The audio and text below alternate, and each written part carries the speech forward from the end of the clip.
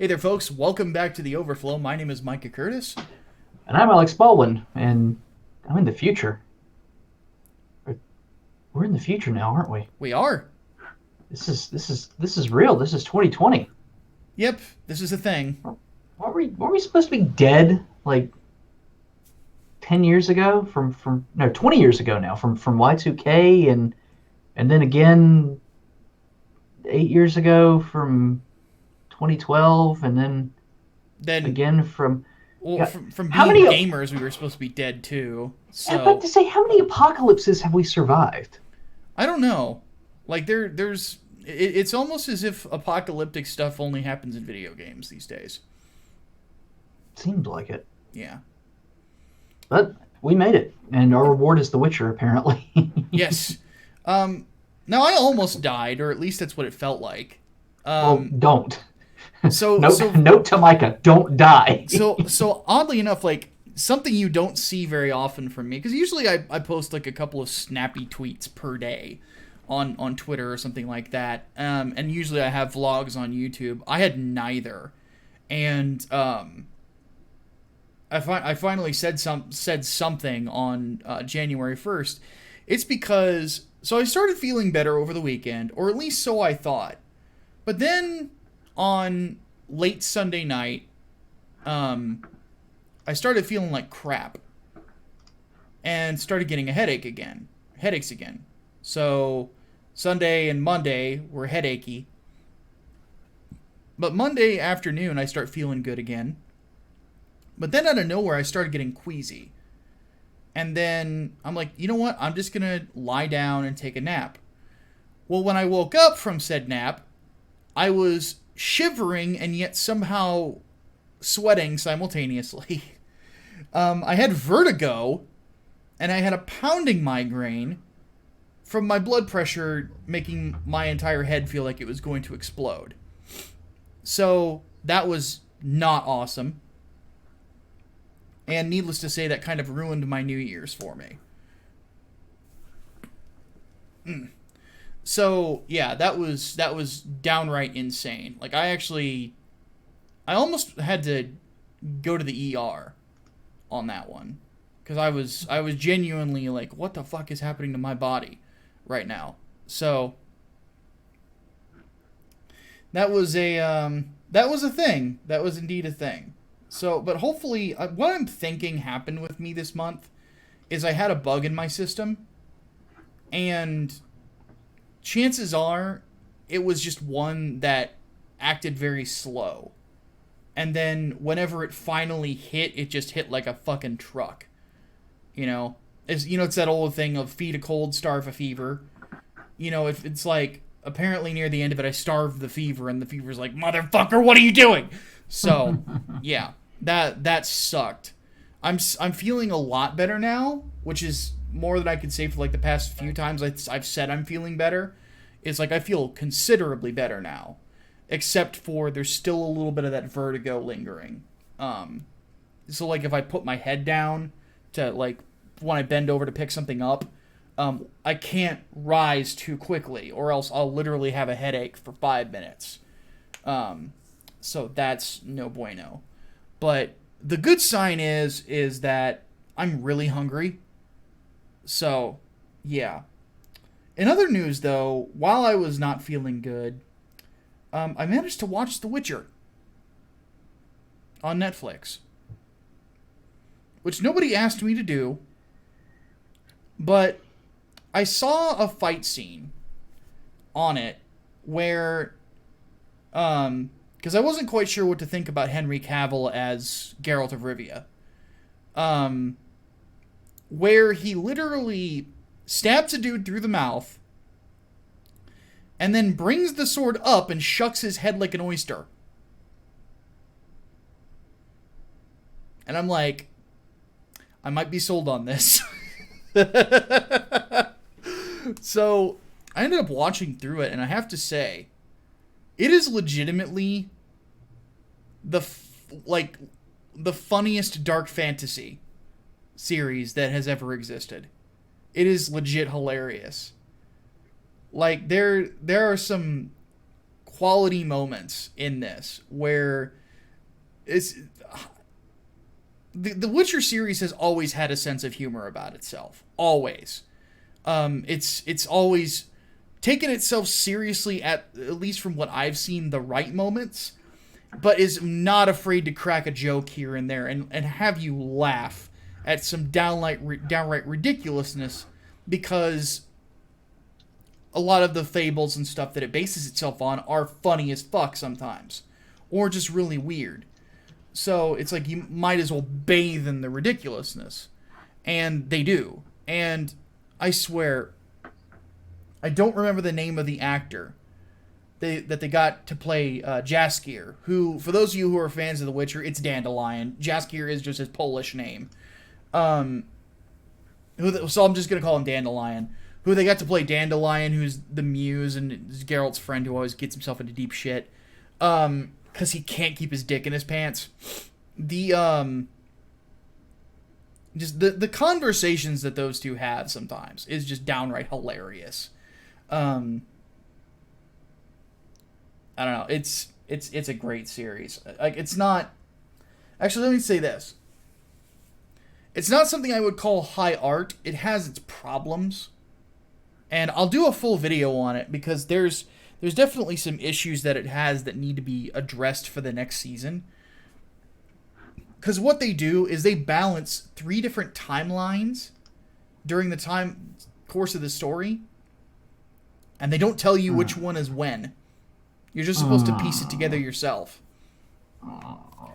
Now, the good thing about it is that they all do inevitably converge, but the fact is, excuse me, the fact is that, like, 2 of the stories are actually happening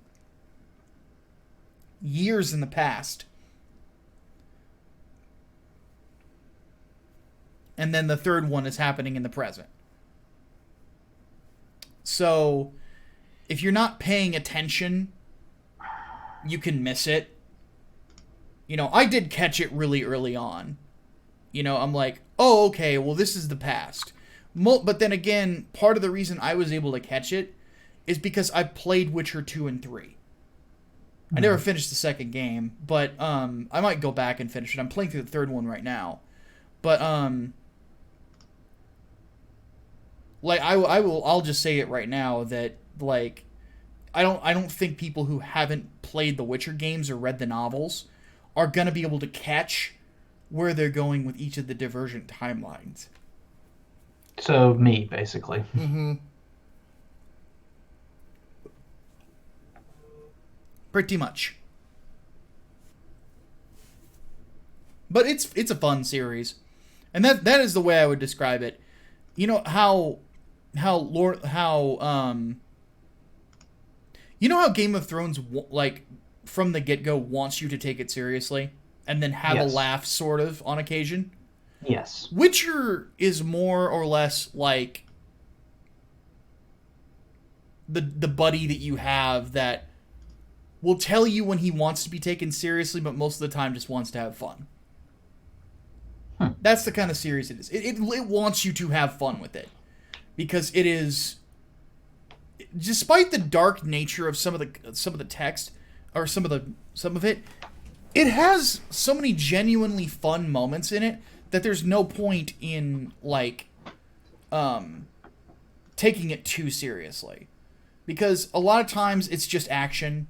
A lot of times there's just great comedy in it, you know, and it's just having fun with itself. You know, it's not really super grim, dark, serious man, which is something I can really appreciate. You know, it's something that the Dragon Age games try to do and fail in, that The Witcher does very well, because it knows it's a series that is able to get the roles of certain characters well and just let them play out. Geralt is a straight man. Cynical straight man. Basically, that's it. And when it comes to the comedic elements, he's a great straight man. But that role can switch whenever certain things, you know, go in different directions, like whenever a woman is introduced, because you meet Yennefer of Vengerberg in this. And the actress that they got to play her is a dead ringer for her, even though she's not a white woman. She's Indian. But she looks almost exactly like she does in at least how they modeled her in the games. Her skin's just a little more tan, really. So, the one thing that I hate, though, is they race-swapped Triss Marigold. Now, ginger erasure. Yes, and this is the big thing about this. Triss, even in the books, is a redhead. And is supposed to be very distinctive looking. Like, if I recall correctly from what someone told me, her hair is described literally being the color of fire. Like, she is supposed to have that sort of a distinctive look. And this is the thing about this, is that it's a game that's based in a Slavic country. Everybody's got dark hair. So by making Triss, who normally would stand out because of her hair color, somebody who also has dark hair, I don't even care about the skin color. You can make her current actress a redhead, and she would actually look damn good, to be honest with you. She's her actress is a very beautiful woman. And it would definitely do so much to make her stand out. But if you don't do that, and you just make Triss another black-haired woman, or brown hair, or just another brunette, you can't pick her out from a crowd anymore. And that's not what Triss is supposed to be. You look up her Witcher, just Hatman, while we're doing this, look up her Witcher 3. Just type in Triss Marigold, Witcher 3. I know what she looks like. Well, specifically that outfit, where she's wearing this green dress, this green low-cut dress. Like, you can spot that woman from a mile away. We had a question about Triss Marigold in that dress, and whether or not that was better than Amy Adams, I believe. I think Amy should have played this character, to be honest with you. But sadly, it was not to be. So that answers that. Let's just go ahead and get started then with entertainment. Somebody in our audience would have been very, very pleased. Yes, if that had come to pass. She would have been great though as Triss. Like, she would have fit the profile perfectly. So where does that put us then to start this beast off? It would be entertainment on the first set of questions, I guess right? So. Yep. All right, I believe so. So let's go ahead and get started with it. Where's that? Overflow from 12/21. So yeah, pre-Christmas podcast. Let's start out with Nick White's question. Is there any hope for Star Wars? Technically, we're starting with the one with the Triss Marigold one. Oh, the Triss Marigold? Where's the Triss Marigold one? You just said it was there. No, I said we were asked about that a while ago. Oh, okay. Yeah, that was a long time ago. Yeah, no. So, yes. But we'll start with entertainment anyway. Yes, let's definitely do that. Okay, so Nick White asks, is there any hope for Star Wars, or is it beyond screwed? The Mandalorian gives me hope. Yes, this is the way. This is the way. Yeah, I was also looking at like some of the old canceled Star Wars media, and I'm kind of wondering if now that they've realized that they can pull off TV pretty well, that they're going to revive the old Star Wars Underworld project. And if they do that, then also revive 1313. Which would basically be a Boba Fett game. I would certainly take it. If it was in a similar style to that of, which I think is what Fallen Order probably evolved from. I think so too. Yeah, that would definitely be interesting. I'd play a Boba Fett game. I would. But no, I don't think it's screwed at all. I think that the films fucked themselves, but I think that the other mediums still have a lot of potential to them. Yeah, I think. Because you gotta keep in mind, Dave Filoni's in charge of those. Yeah. I think the sequel trilogy was just kind of fucked because of what they did with The Last Jedi. And say what you will about The Force Awakens, but I think on the whole, your average Star Wars fan likes The Force Awakens out of the entire sequel trilogy. Thinks that one's the best. Yeah, I I certainly think do. that that's undebatable. Yeah. So they went, basically nowhere but down afterwards, which I is would have kind of I would have shit. much rather, yeah. If the Last Jedi literally is a franchise killer, Yeah. it really is. I think that first off, fuck the Razzies for not having the balls to put that on there. Um, Yeah. but yeah, like no, it's not screwed at all. I think that if we survived the backlash that the prequels got, we will survive this. Yeah. Because the prequels, yes, the sequel trilogy's worse, but the prequel that does not make the prequels good. Though I will say Revenge of the Sith is mostly a good movie. Anakin just kind of sucks. But I like Revenge of the Sith. yeah, I do tend to like I'll rewatch it, but I do tend to fast forward past like the Anakin monologue. It's There's just one not. part in particular that I always cringe at, and it's No, that it's because scene I'm at so in night. love with you. Yes, Oh, that shut the fuck up! such terrible writing. Ugh. God. And George Lucas even admitted, like, yeah, I can't write a love story. Then why did you do it? Why? Why? Well, like, why didn't you call Irvin Kershner to direct that movie? Irvin was still alive. You should have called him. Because if Irvin Kershner, for those who don't know, he's the one who directed Empire Strikes Back. Mm-hmm. If Irvin had directed that film, it would have been amazing. I have no doubt. Or just anybody else. Like I remember even Steven Spielberg at one point said he wanted to direct a Star Wars movie. Dude, That would have yes. been cool. I would have loved to have had Steven Spielberg direct Revenge of the Jedi. Or Revenge of the Sith. Um, I So, don't know if. Well, no, I think he probably could do he would be a down very, movie like very that. well suited for it. God, But, yeah, that'd be cool. But no, also, one other thing, and I said this on Twitter, I want to say this here. So let's shuck all talk of Keanu Reeves as Revan. No. No. I want Henry Cavill to do that. I No, I'm I dead was serious. making After The my Witcher, I want Henry Cavill as Revan.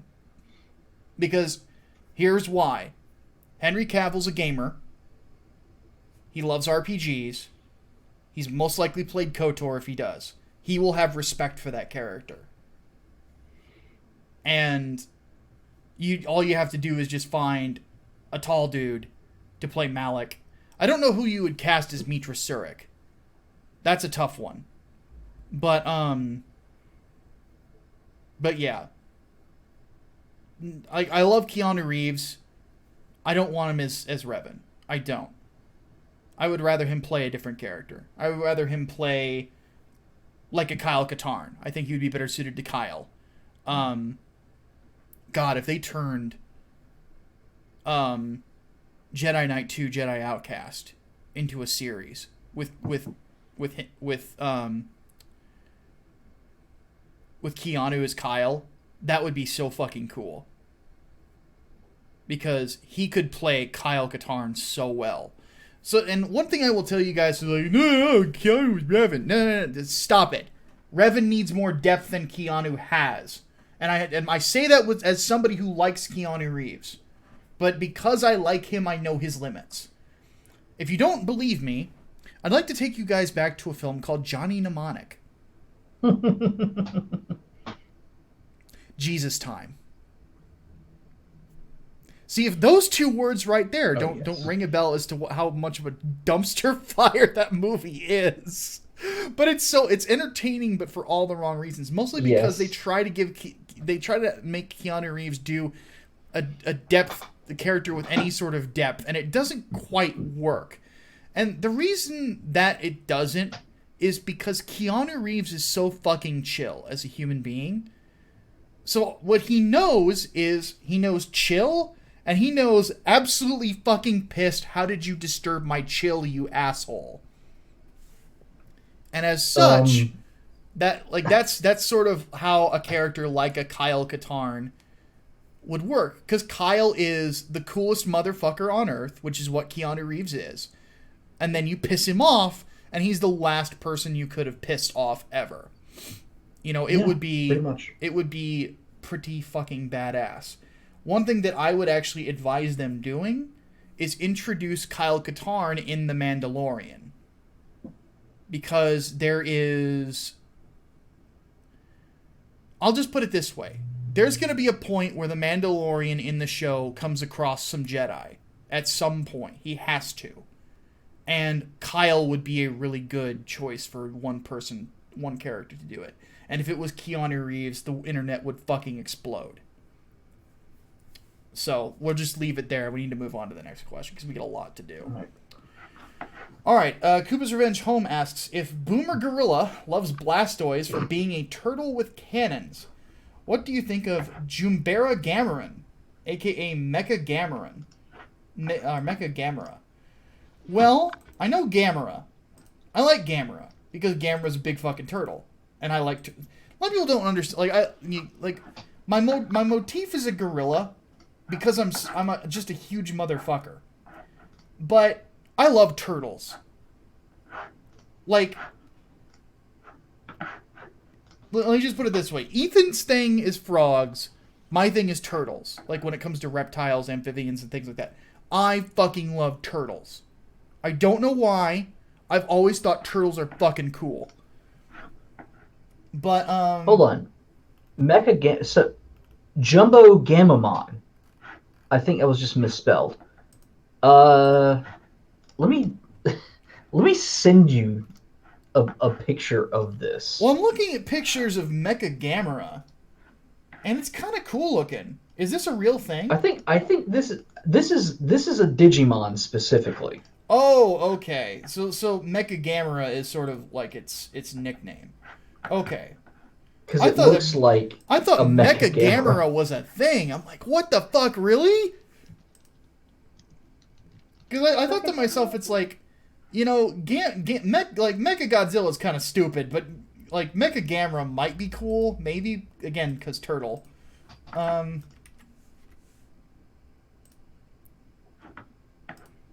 Looks like Mecha Gamera is just like an unofficial thing. Oh, Jumbo Gamamon. Okay, yeah, I've got it. I don't like it. And here's why. So, a little bit of design critique. Turtles should never have long necks. Or never look like their neck is coming way out of their shell. Because it gives them this huge weak spot, and turtles don't do that. You know, they never expose that much of their neck. For a good reason, because it exposes them to predators. That's why they have a fucking shell. You know, they only do that to eat. You know, like if you ever see a snapping turtle, that's like whenever they bite you, they'll extend their neck like crazy to get you. I know from experience because I almost lost a finger to one of them, because one of them almost nabbed me, like came this close to my fucking pinky finger. Yeah, but no, I hate the design. It should be leaning forward. You know, and have less of its neck exposed. It like just having it sitting back like that, not a good look. So 4 out of 10, design wise. Not a fan. All right, Autis Whisperer wants to know. I haven't heard of this. Thoughts on Niche Gamer being ousted for plagiarism? Hatman, what happened? You have not heard about this. No. So apparently they have been pulling articles piecemeal from another site. I don't remember what the other site was. And they've been doing it for years. Whoa. And yeah, they got called out on it. And the editor-in-chief said, at first he said, we weren't aware that this was happening, and whoever did it has been let go. And nobody bought it, so eventually he fessed up and was like, yeah, we did it to save time because we're busy, and I'm going to be stepping down as editor-in-chief, but I'll still run the back end of the site and everything. And now people don't take niche gamer seriously anymore as a result of it, because clear bullshit and trying to cover it up on top of that. Jesus Christ, Brandon. That's fucked up. Yes, it is.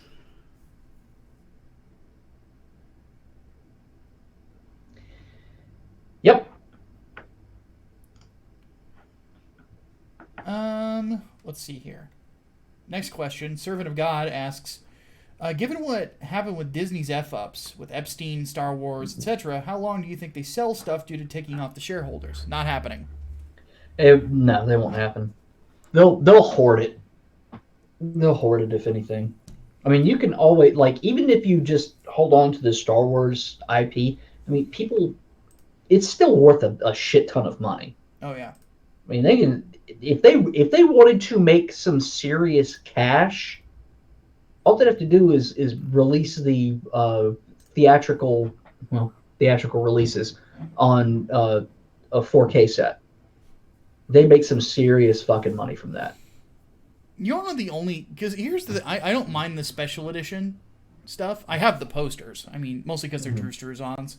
But the only like one thing that I would really wish that they would change with the original is just having Han shoot first. And even then, that's not that huge of a deal for me. I just think that it's a better. It establishes the character more. Yeah. For me, it's that.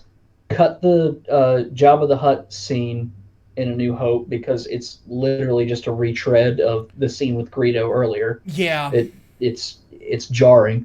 The rest of it, I'm basically okay with. Though Han stepping on Jabba's tail is pretty funny.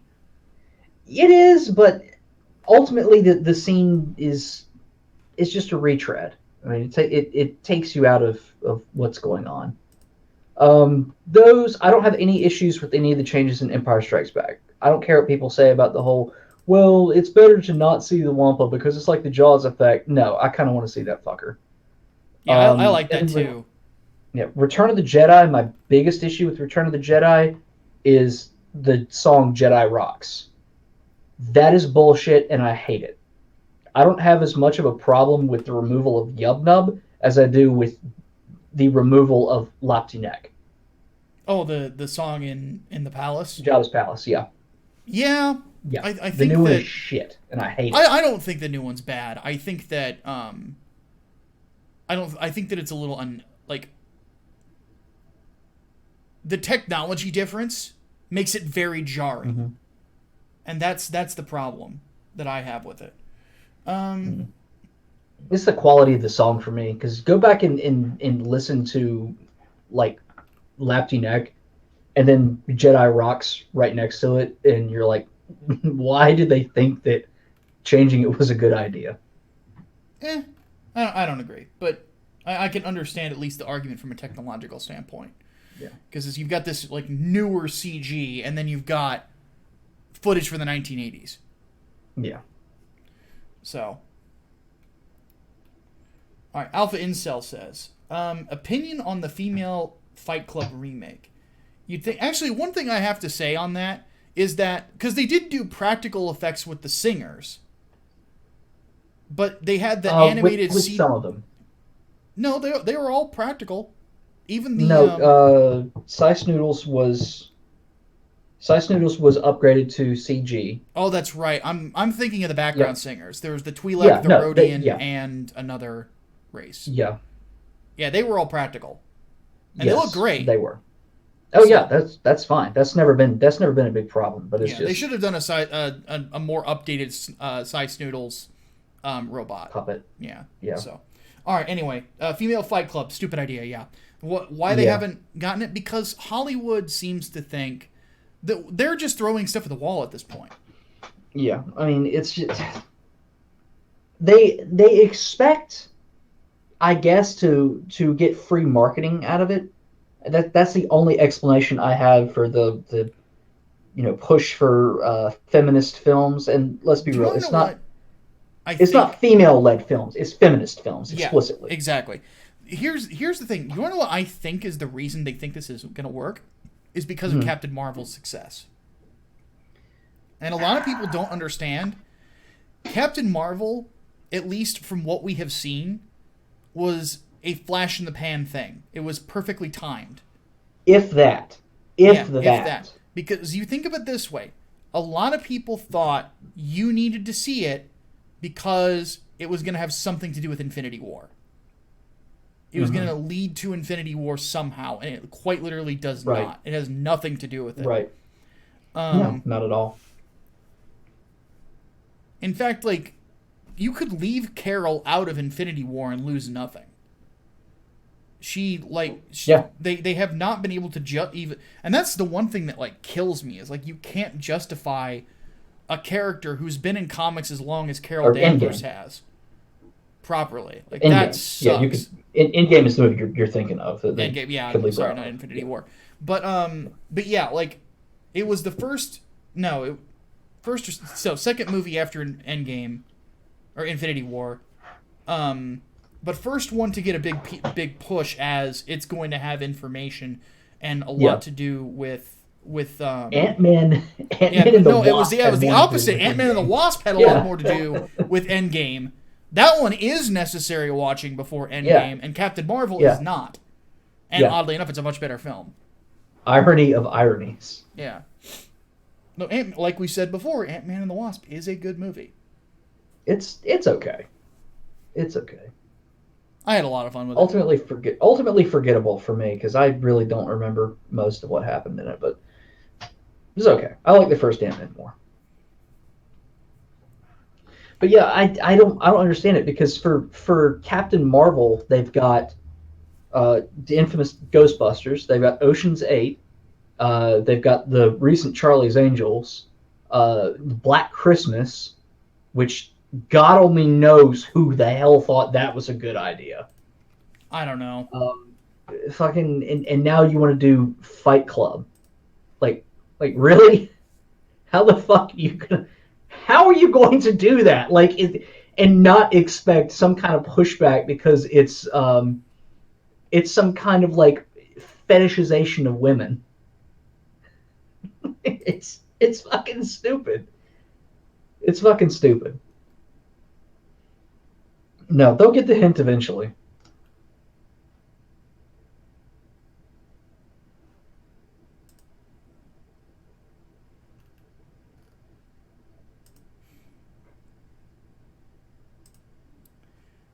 Yeah, like hopefully so. But I think that because Captain Marvel was a success, because it was, that they seem to think that girl power can sell. Not really. In the same way that like a lot of people don't understand like why Wonder Woman is so well liked. It's because Gal Gadot is a big sweetheart as a human being. The character is very well written and is written like a woman is written like a woman acts. And I'm not saying like bitchy or anything like that. I'm saying like they kind of write Diana like the girl next door. Yeah. In a lot of ways. They don't compromise on femininity. Yeah, she's a tomboy.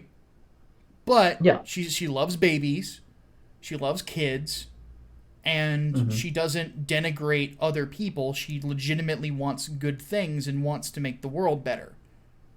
That's a woman. She's not a man with tits at the end of the day. Yeah, exactly. She is like I'm being dead serious. Like people should go back and watch the first Wonder Woman film.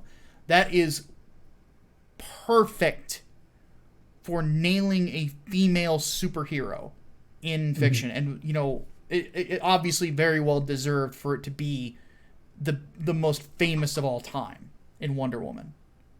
So, Gal Gadot is amazing as that character. I want her to play the... Even in films that I think suck, she is the standout for playing Diana. But again, perfect casting. Former IDF soldier, who... was a fitness trainer in the Israeli military, playing Diana. Like, that's, like, literal warrior woman, Like, that's so fucking cool to me. So, and not because of the whole Jew thing. And button. Jew!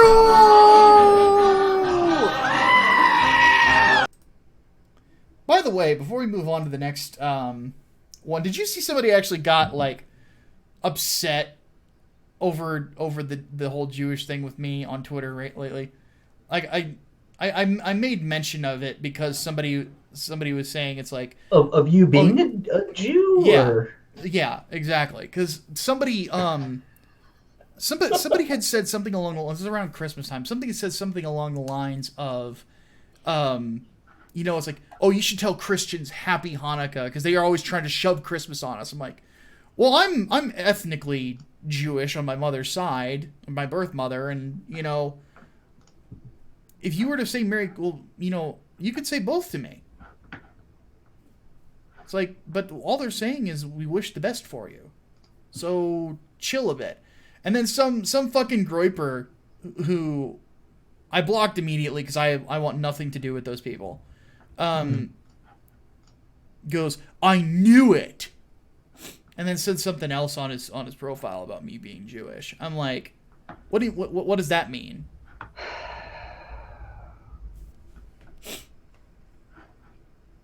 Like, I think ever since I have found that out, my opinions have changed literally zero. I'm waiting on it with me because I actually did straight up say Happy Hanukkah on the first night. Yeah. So, but I'm just like mystified by it because I didn't actually celebrate Hanukkah. And I'm not going to take Jewish holidays because I don't either, but I will certainly. I'm not religious. I'm not religiously Jewish. Right. It's like that element of Judaism means nothing to me because I'm a Christian. Right. So, all right, let's go ahead and move on. Favorite version of Santa Claus from Leonardo Juan. Classic Santa. But if we have to pick a movie, The Santa Claus with Tim Allen. That is the one that I would choose too. That is a great movie. I just love the concept of the Santa Claus, like the contract. Yeah. The Santa Claus. Like that's how you explain how Santa's been around for so long, because it's a contractual obligation. Not to mention, it is actually a great comedy. It really is. It's really good. Like, a lot of people kind of throw it under this category of Christmas movie. No, it's legit hilarious. It's really smart, and it gets better with age, I think. Look out! Santa's coming in a Panzer! He just took out the Pearson home! Incoming! Well, kids, the Huffy's certainly been good this year. Oh my It's so good. Kids down there, you don't know what those reindeer have. They might have key Lyme disease. Hey, Charlie, you know how to dial 911? Sure, 911. Right, okay. Yeah, it's like, so good. I love it. I mean, and it's a lot of, like, really, like, dumb one-liners. It seems like, but really, like, some of them are thought out really well. That like, and Jingle All the Way are my two favorite Christmas movies, honestly. Oh my god. Like, I know everybody talks about It's a Wonderful Life, and that is a really good movie, like, in quality, but just, like, for me to watch, if you say, hey, Micah, are you coming down for Christmas? Well, yeah, probably. Well, we're going to watch Jingle All the Way and the Santa Claus. I will be there with food. Santa Claus is usually the first Christmas movie that I go to watch. Yeah, that one is so good. But yeah, that's definitely my, because it's a really good balance of great comedy with a wholesome Christmas message. Yeah, so it's really good. It's really the good. Sequels though are no. There's only one Santa Claus movie in my mind. Yeah, I would agree with that. Okay, so Eclectic 1995 says, on a philosophical note, what is our view of the Jedi Code? So the Jedi Code goes as follows. There is no passion, there is only peace. Oh god. Oh, well, I've got it here. Okay, so I looked it up. I was trying to do it from memory. I remember the Sith Code more so than the Jedi one, because the Sith Code's really easy to remember. Peace is a lie, there's only passion. Through passion I gain strength, through strength I gain power, through power I gain victory. Through victory my chains are broken, the Force shall free me. So, we'll talk about both, but the Jedi Code is, there is no emotion, there is peace. There is no ignorance, there is knowledge. There is no passion, there is serenity, there is no chaos, there is harmony, there is no death, there is the Force. So so let's talk about. Now, I'm not getting into the whole gray Jedi and all that because that's bullshit. It's stupid. Don't fucking turn the whole gray Jedi idea into an actual ideology. It's fucking dumb. You know, I hate it. The whole concept of a gray Jedi should not be something that it ruins the whole point of if you try to turn it into a movement. But the Jedi Code really tells you just about everything that there is to know about what the Jedi, what their purpose is that they are Force users and they live in harmony with the Force itself. And they realize that there are negative elements that they must stand against whenever it arises, and this is the method of which they stand against it. Mm-hmm. They understand that, you know, because what are the ways what is the path to the dark side? Path to the dark side is fear, which leads to anger, which leads to hatred. So what are the things that keep you from going down that path? Well, having a peaceful mindset, knowing the situation, staying serene even in the most chaotic of situations, understanding that you know harmony is possible, and that you shouldn't fear the end because the end is only the beginning. You know, that you will have a life past what you have now. And I think that is, you know, my general opinion on it. I love the idea. I think it's important for the two sides to have a code because it's a very easy way to tell you everything about them. You know, and then of course, you know, the Sith, you know, they think that the you know, it's an inherent idea of how, like, the nature of the universe. The Jedi believe that the universe is inherently peaceful and that there are chaotic elements that tend to disturb that peace. The Sith think that the universe is inherently chaotic. And the only way that it can be brought under to heal is with power and with control. It's basically, you know, sort of like a almost nouveau Buddhism versus fascism in a lot of ways.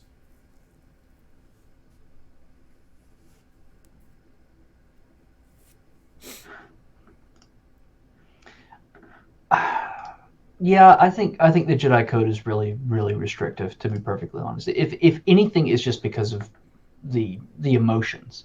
Well, yeah, and like, that's where its big weakness is.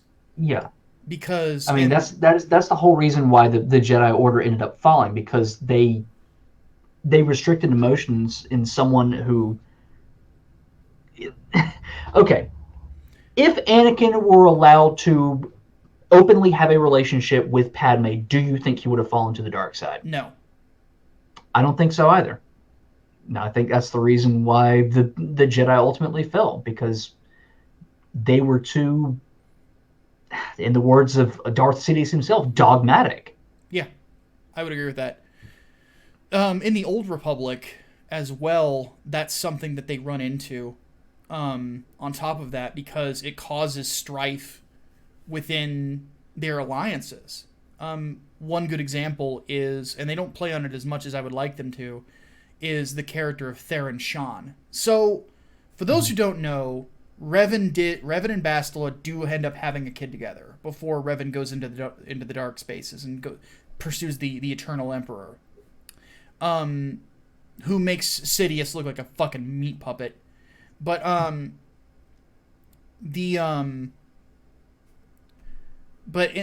during that time, they have a son who is not Force sensitive.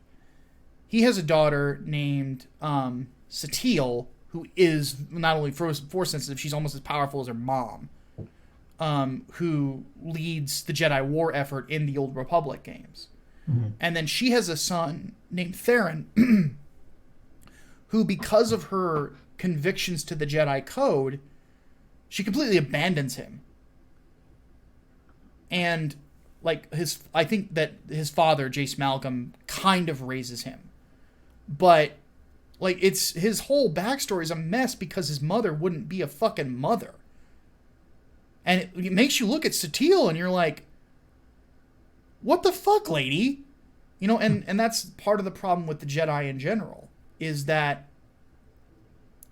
to be this, what they're asking you to be in the code, yeah, you have to restrict everything. And that's not something that is easily done, and even the greatest Jedi of all time haven't been able to do it. You know, you look at Anakin, you look at Luke, you look at Revan, you look at Bastila, Juhani, Jolie Bindo, you know, and Kyle Katarn, like a lot of the other great ones in the medium, and you know, it's too restrictive in a sense that it almost is restrictive to the point where it can cause you to stumble just by its own nature. Whereas with the Sith Code, on the flip side, oftentimes opens the way to a change as well, because it inherently encourages betrayal, because there's a lot of social Darwinism in it, you know? And as such, a lot of Sith who end up being betrayed and survive betrayals from their masters and things like that end up turning on them and following the Jedi way instead. So in a way, it's kind of interesting because both philosophies end up having the potential to destroy themselves. So, but then again, that's something inherently interesting about Star Wars in general. That's part of the reason I love the Old Republic so much, is it experiments with that. Mm-hmm. So, all right, let's move on. Moving along. Ugly Media wants to know, with the sequels not living up to the standard of Star Wars, there must be at least something good. What are our top 5 things about the sequel trilogy? Yeah, no. I got nothing. No, nothing in a top 5. Like, I don't want to think of a top 5. Like Disney doing top 5s are like Disney hard. Star Wars. I can say this: Rebels was good after the second season, though it kind of fell apart near the end. The Mandalorian's awesome. Rogue One was good. Top 5 favorite things about the sequel trilogy. I'll do 3 because I don't like doing top 5s. The music was really good. They had John Williams the best, back, so yeah, some of the best John Williams stuff that we got. Even the Rise of Skywalker was honestly just a disappointment musically. It really had not a whole lot. Not enough Emperor's theme, ironically enough. Barely used. Very, very disappointed in that. The Emperor's theme or March of the Empire? The Emperor's theme specifically. Okay. The Imperial March was in it a couple of times, pretty significantly, but the Emperor's theme itself was like just a couple of fucking times, including like the times when he was on screen. It was weird, but yeah, music was great. I actually really like the design of the new Stormtroopers too. I think they look sleek as hell, and I enjoy them. And for giving us that pretty wicked-looking Deus Vult lightsaber, the crossguard lightsaber, I think looks really cool. It's an interesting concept when it comes to lightsabers, for sure. Yeah. I like the idea that like there's something inherently damaged in the crystal and it has to vent the heat. Yeah, that is a pretty cool idea. I'll give it that. It had so much potential, but it just doesn't. It didn't. It did. It did.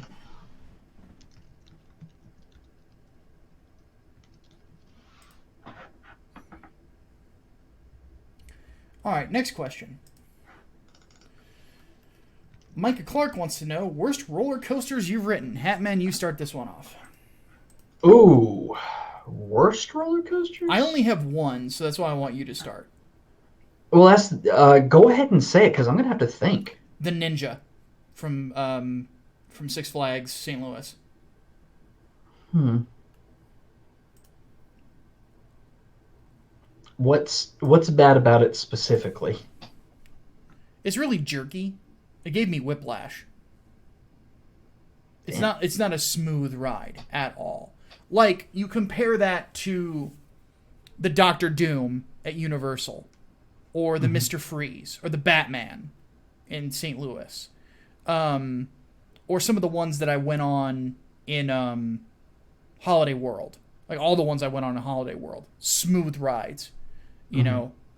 But the Ninja jerks you around like a motherfucker. I hate it. Hate it so much. Uh,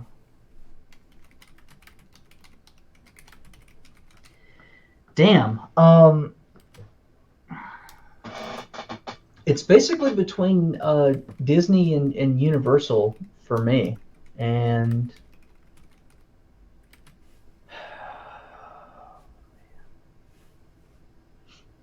that's the thing. Like I liked most of them that I've been on.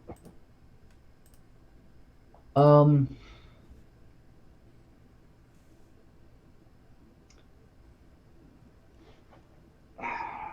so not a bad roller coaster, but of the ones that I've been on, I think I like this one the least, and that would be California Screaming in Disneyland. And I don't even think that's around anymore. I think it got rebranded or something. But for what it does, I think Universal's Incredible Hulk coaster does it better.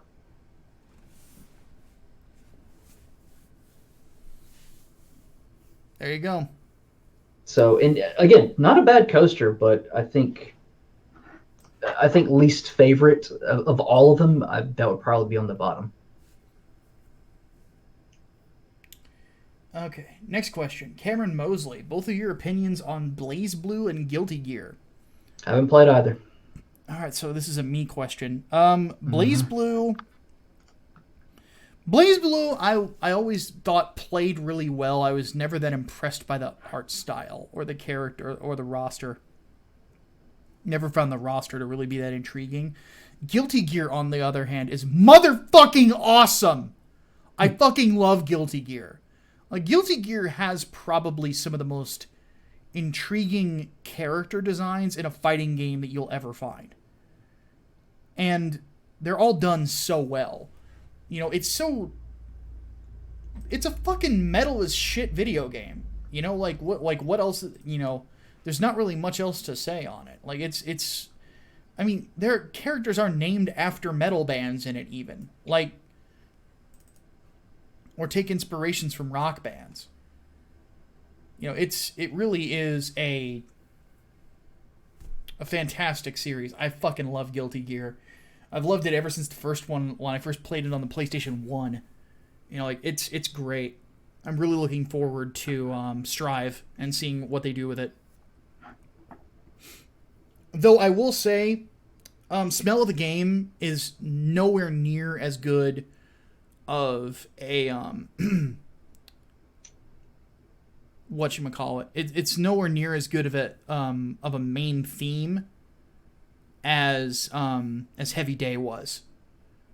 But then again, they used Heavy Day for the insta kills, and it just has a punch to it. So, all right. But yeah, my problem with Blaze Blue is honestly, it's both of them are anime as fuck, but God, Blaze Blue is like super waifu bullshit anime. Like it's modern anime, whereas like Guilty Gear feels like it would be something in the 90s. I've got a video I'm doing on that too that'll finally explain to people why my taste in anime is the way it is and why Blood and Guts takes me so far. All right. Tom the Fish wants to know any opinions on A Marriage Story being used as MGTOW. I have no fucking clue what A Marriage Story is. It's a movie on Netflix that stars Adam Driver and Scarlett Johansson, and it's basically about a marriage falling apart. That sucks.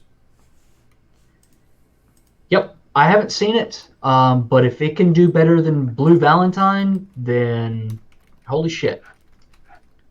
As far as being used as MGTOW, I can't say anything because I haven't seen the fucking movie.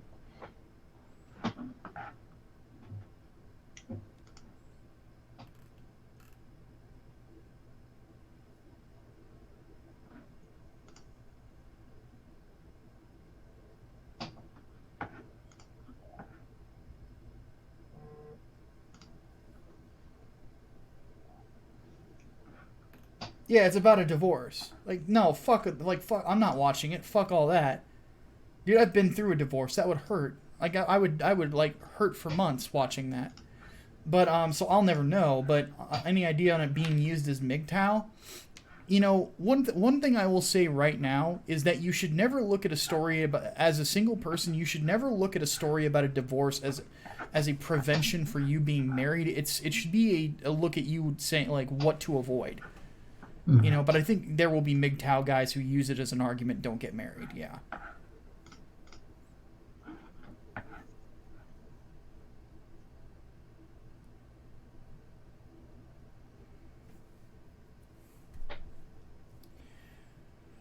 All right. Yamza334 wants to know, with the success of Fallen Order, do you think we can finally see a proper Battlefront with Galactic Conquest and a Sith versus Jedi map in Mos Eisley?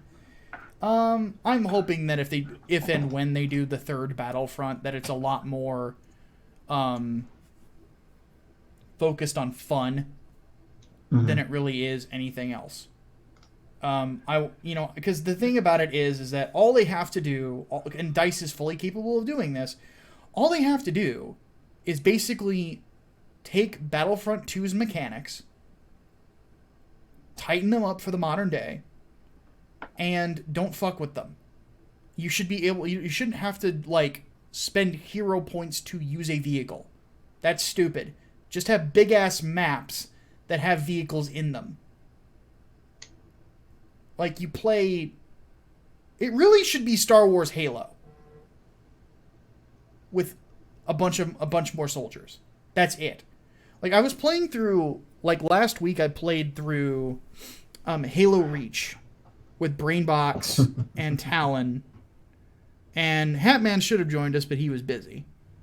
But that was... Yeah, it's been chaotic. That was a nice fair bit of nostalgia, because I reviewed that game for Blistered Thumbs back in the day. And the interesting thing about it is that all of my criticisms still stand. The writing sucks, but dear God, the action is great. But then again, that's true of most Halo games, in my opinion. And the big problem with Halo is that they rely on you to read the books to get the mythos, and that's bullshit. Tell me in the game. I don't want to read the fucking books. That's why everybody should be friends with Thesk. If you're in the community and you have not met Thesk yet, he will introduce himself. He is our Halo expert. If you have a Halo mythology question, you can ask him. He will tell you, and he can explain it. And he is awesome for that. I love that kid. He's a great dude. I should have played with him. I should have invited him to play too. Thesk, if you're or when you're watching this, you need to be on the lookout for when games get released on PC for the Master Chief Collection, because I'm going to be playing through all of them, especially the ones that are like 4-player co-op.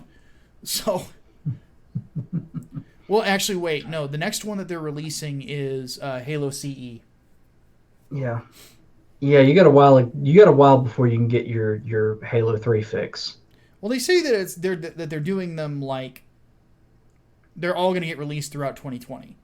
Yeah, I think it's CE, Halo 2, ODST, Halo 3, Halo 4. Yeah. I don't think they're going to put Halo 5 out, and honestly, no, and nobody's asking for it either. No.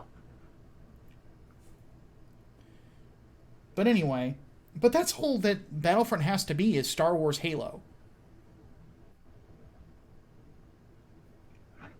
Like it's not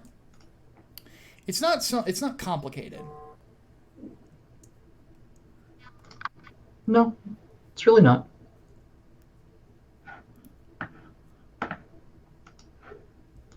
That reminds me, though. That would have been interesting to see Bungie in their prime take on Star Wars, like take on Battlefront.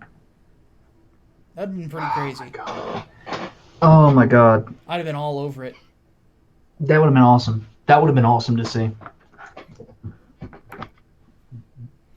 Capture the flag in Blood Gulch, guys. It's the best stuff ever. That and Griffball. Like seriously, for those if you haven't gotten the Master Chief Collection on PC yet, it is worth it for if you got like 3 buddies to play co-op with on Reach. Very well worth it, or even just 2 buddies to play co-op on Reach through the campaign. It's really good. Good action. Just skip all the cutscenes because they're bullshit. Everybody dies anyway, and that's not a spoiler. The game's been out for a decade, but Yeah. But anyway, but also for the multiplayer in Reach is really good. Griffball is so fucking great. However, the only downside is that they have not unlocked the Forge yet. I think they're waiting until all the games are out to unlock Forge. I think they have like Halo 5's Forge for PC, It's something but like it's that. Halo Yeah, 5's we're getting an Forge. updated one. Yeah, It's fucking Halo 5 Forge. Why? I don't know. But yeah, they're supposed to be up it's supposed to be really really good. Like what the updates they're doing to it. So, what's funny is like you can fight. There are already preset maps already on Forge World in Halo Reach. So, but anyway, let's keep moving because we got a lot to go through still, and we're an hour in. Kale Bach wants to know, what would have been a better idea for the invasion story that isn't the Vong or the First Order? Well, definitely not the I Vong. wouldn't have done an invasion story. Yeah, I wouldn't have either. Yeah, I wouldn't have done one. I mean, the Vong was really only interesting because it forced you to re-examine the Empire. Because Palpatine was setting up for an invasion from the Vong, but at the same time, like if you look at Palpatine's like true motivations and whatnot, he really wasn't. The problem So, with the Vong thing is that it's done again that much better in the Old Republic because the Eternal Empire is a much more interesting enemy than the Vong are. Because the Vong are basically they make no fucking sense. Again, they are creatures that use fully organic technology that can't be sensed by the Force, which ties all living things together. That's bullshit.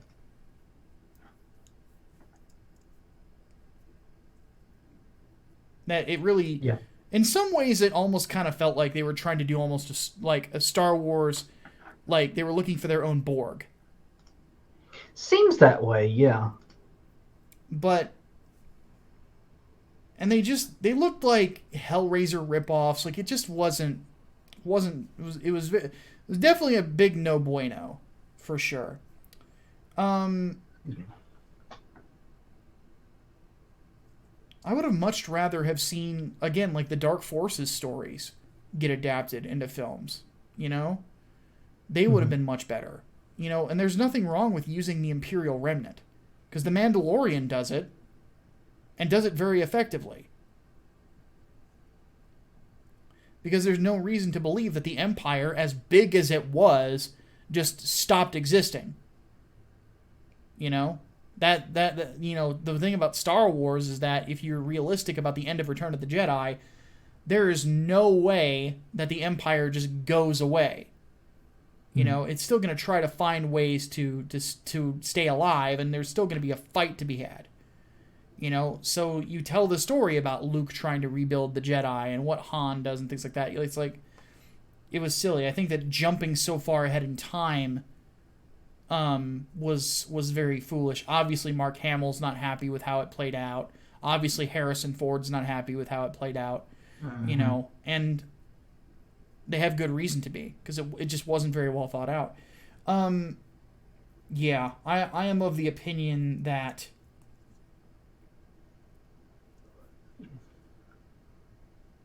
that's what they should have done, is just built off of Return of the Jedi, you know? Mm-hmm.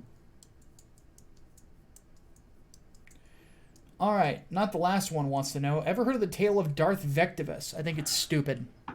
He's the Sith that did no evil. Then he's not a Sith. That's the Sith who did know you? Yeah. Okay. I remember what I don't remember the name. That one wasn't that one the dude who was also like a Force ghost somehow and No, he was appeared able to summon Force ghosts. That was his gimmick, which is a cool idea. Yeah, but didn't he appear to Luminara? Yes, Or later on. Lumaya, whatever her name was. The one who turned Jason Solo. Yeah. Yeah. But then he's not a Sith. Mm-hmm. Again, you look at the Sith code. Peace is a lie, meaning that you cannot live without conflict. So evil will be done at some point. So this idea he did no evil is fucking stupid.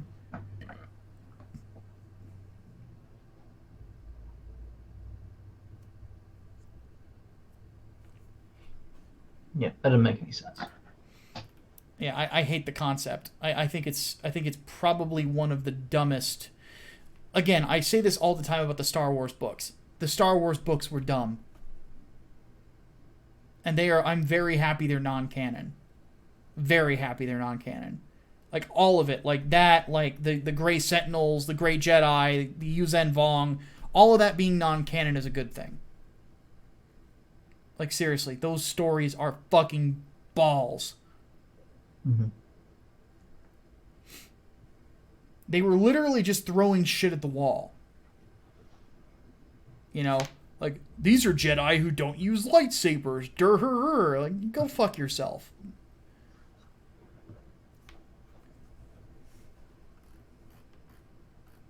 Star Wars isn't hard. You overthink it stops being Star Wars. Mm-hmm. Don't try to make it Blade Runner. Don't try to make it Star Trek. Don't try to make it anything else. Just keep it the way it is. It's fine. Mm-hmm. There's plenty of interesting stories to tell in it. All right, let's continue with the entertainment questions. We'll get the ones from last week. And then we'll do politics in one big lump.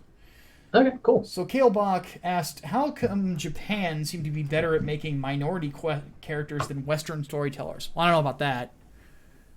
A lot of times Japan tends to make minority characters into blatant stereotypes. Yeah. Damn, excuse me. I don't know. I mean, I guess because they're not totally insufferable, that makes them better. But then again, when the bar is set that fucking low, I don't fucking know.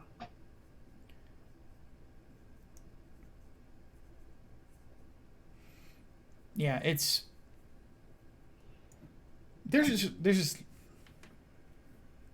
not a lot of people who can really do it these days, because they don't just make characters human. That's part of the problem. Right. So, Autist Whisperer wants to know thoughts on the anime Star Align being canned before it's 24. It's halfway through episode cycle. Apparently had LGBTQ propaganda. Never heard of it. I haven't heard of it either. Yep. So we have no opinion. Canned before so it was halfway through and it got canceled. Does that mean the remaining episodes aren't going to be aired? I guess so. I don't know. I don't know either. Crystal Hydra says here, I want to run a D&D campaign set on Carnate Island from the Suffering. What monster type should I make the ghouls into? Undead, abominations, monstrosities, or something else? The answer is yes. There you go. You want to base it on the Suffering? Go nuts. There you go. Melee Brawler wants to know, what are your thoughts on people claiming that Disney is a monopoly? Is there any merit to this claim? Well, let me put it this way. They're close to it. They are pretty close. Even the government admitted that. They basically said that because they had the federal government had to approve the Fox merger or the Fox purchase, and basically They have say, to approve any major mergers. well, they came in and they said that you can't buy Fox News, or else you would dominate everything, and this would be a monopoly. You know, Well, so it was all of News Corp yeah, so it's that would like go with it. yeah, and that should tell you everything. It's pretty close. You know, they own a huge part of the entertainment industry, but not all of it. And you can still compete with them. Yeah. Again, it's all about Now, quality. if you want to talk about like a monopoly on your childhood, arguably, Yeah, that's for sure. I would say this though. I think more criticism needs to be levied at Disney for how they have fucked up our copyright system. Hmm. Our copyright laws are the way they are now explicitly because Disney does not want Mickey Mouse to go into the public domain.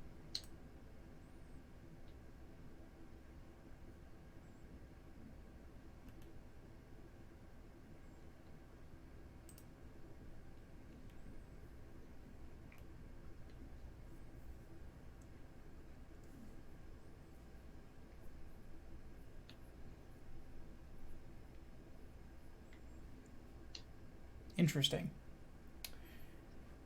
Yeah, I got nothing to say on it beyond that. Alpha Incel wants to know opinion on the novel Border Life being made into a film. The book is banned in Israel due to a depiction of Palestinian-Israel relationship.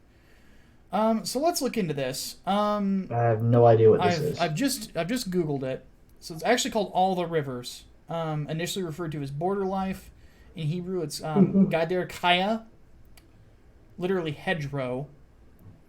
2014 novel written by Israeli author Dorit Rabinian. Novel set in New York City chronicles a love affair between a Palestinian artist turned terrorist. So Hitler? named oddly enough, the name's not far off. The name's Hilmi. Okay. And an Israeli translator named Liat. The two eventually separate, with the man going to Ramallah and the woman going to Tel Aviv. It became controversial in Israel after being disqualified from Israeli high school curricula for its subject matter of a love story between a Jewish Israeli woman and a Palestinian terrorist who is of Muslim Arab background. The novel topped bestseller lists once it was rejected by the Israeli Education Ministry. Well, I think that it's stupid for the Israeli people to censor it. Definitely disagree with that. Yeah, censorship is never a good thing. Now, what really gets it, and this is something that I don't understand about some people in Israel. I'm from the outside in, obviously, whenever it comes to anything Jewish, and I'm very new to it, obviously, as well. One thing I will say is this. The idea that Israel is some sort of an occupying force and that we Jews don't have a home there is bullshit. And I think to say that as a Jew, I'd be considering slapping you in the face. Like, what the hell is wrong with you? How many of us have to be thrown into gas chambers again for you to get the point? There are people out there that want us dead because we were born.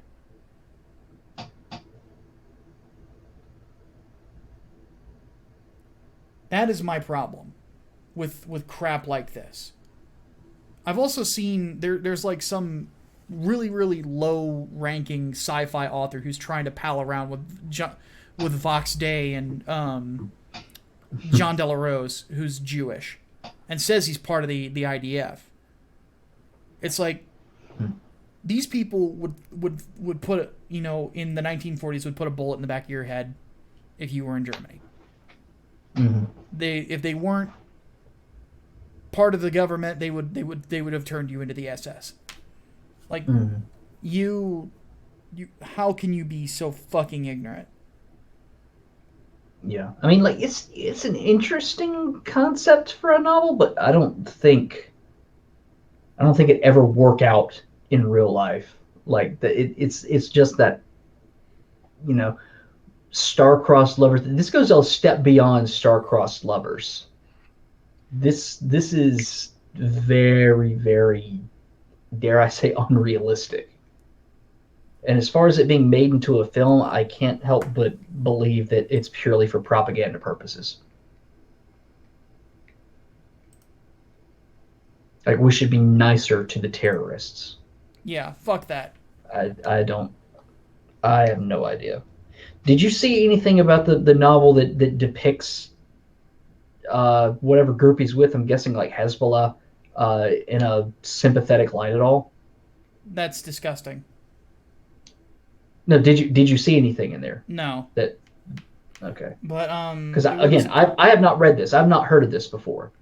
Yeah, apparently But it's, it. Let me pull the thing back up. if they do depict terrorism with some sympathies, I think whoever defends the movie has lost the right forever to say Nazis are not human and you should never ever depict Nazis as humans. Yeah. Okay, my internet's being kind of fucky right now, so. Well, we can skip it. Chat will do the research for us later on. Okay.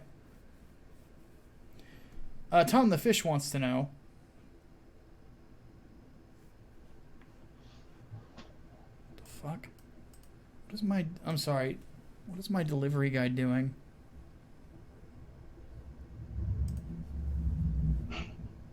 Gonna get more of those dank gummies? No, it's Taco Bell, oddly enough. Yeah.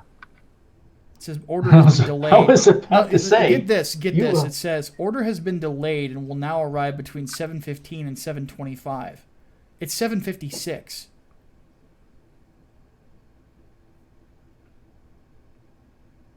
It's 7:56 here. Shouldn't it be 8:56 where you're at? No, it's 7:56 here. Oh, why is my clock wrong? You're on Hatman time. My computer is showing 7:56 for some reason. No, That's very, very weird. You're on Hatman time for some reason.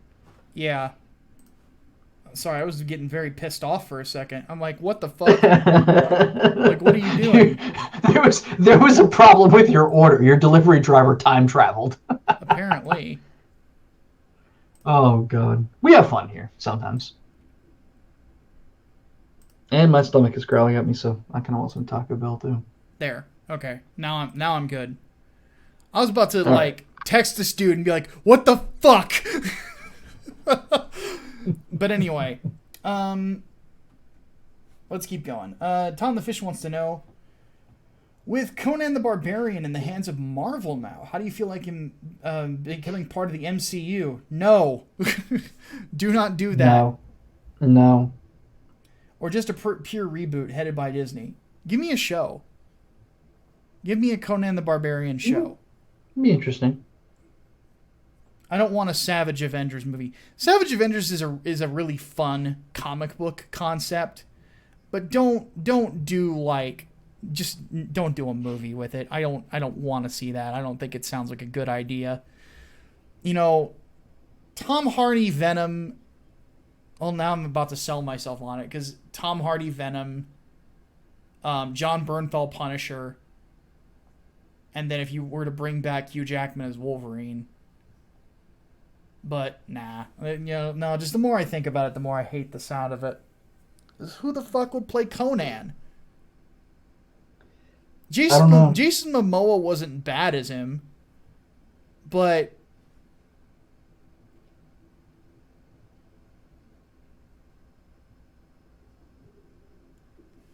yeah, I don't get it. I don't know. Animated Conan series?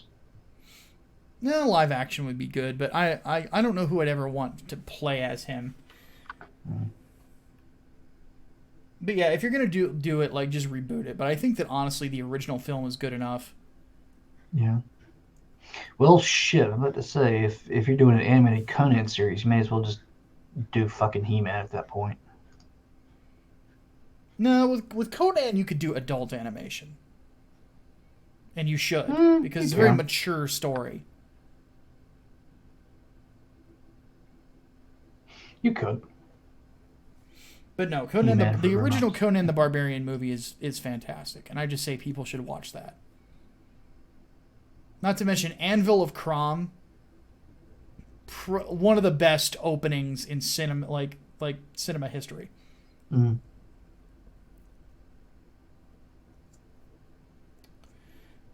Swordsman 100 asks, what would be your comics of the decade? Besides Venom, for me, I think the Mega Man comics are underrated. Oh God. Um.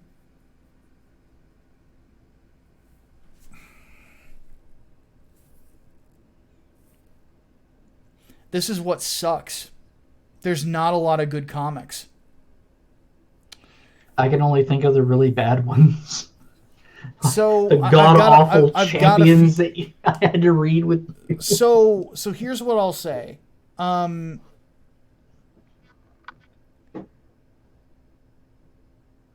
do I put this? Um,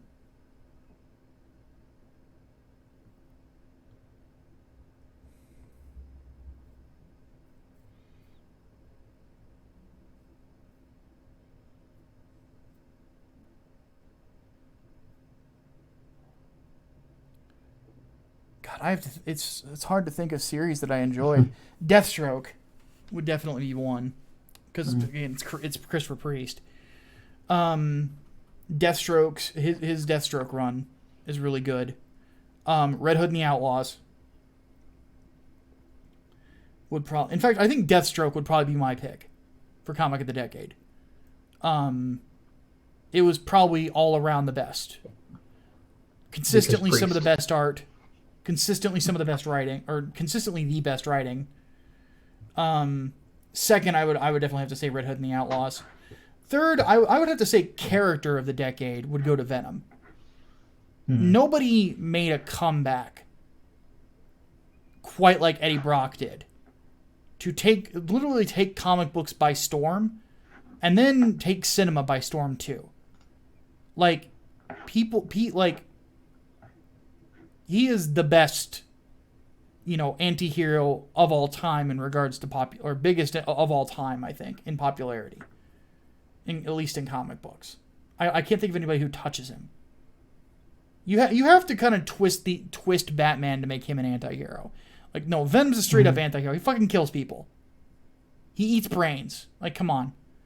So,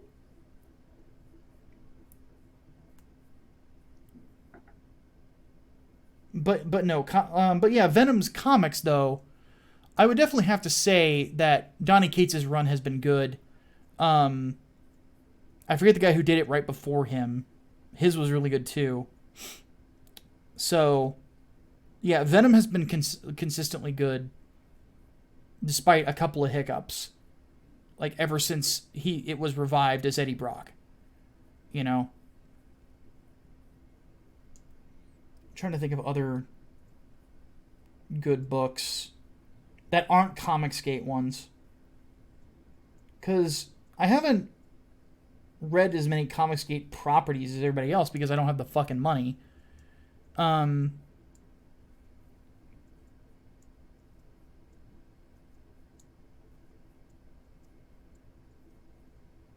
Cyberfrog was really good.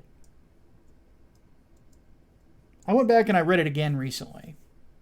Ethan put out a really good book. Not just art-wise. Like, his pencils and inks and Kyle's like color work are phenomenal. It's as good as his Green Lantern art, if not better. But and the writing is actually good too. There's work to be done in that area, but Ethan is a solid writer.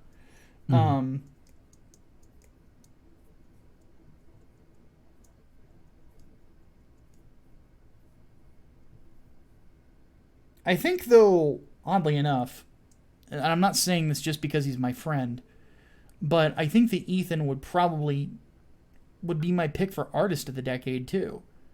Because if you think about it, he comes off of this very successful run on Green Lantern and The Flash, and then goes solo and makes $1 million on Cyberfrog and variant covers and other stuff. Like, he turned an independent character that he created back in the 1990s into $1 million franchise. That's not easy to do, you know? So yeah, I guess I would have to put Cyberfrog on there. If for no, aside from its relevance to the industry as a whole, but because the book actually was good.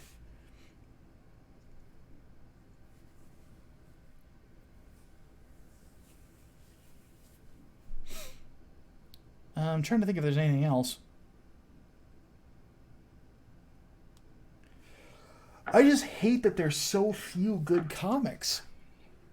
You know? I can't recommend Spider-Man. Because I honestly think that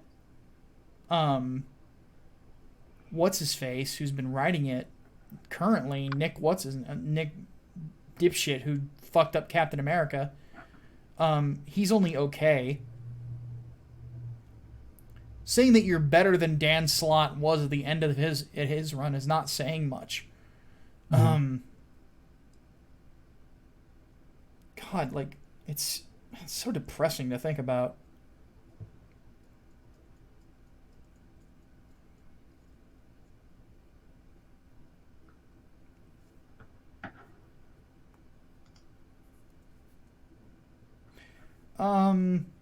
Peter David's run on Scarlet Spider was good. I remember really liking that, but it ends abruptly. Trying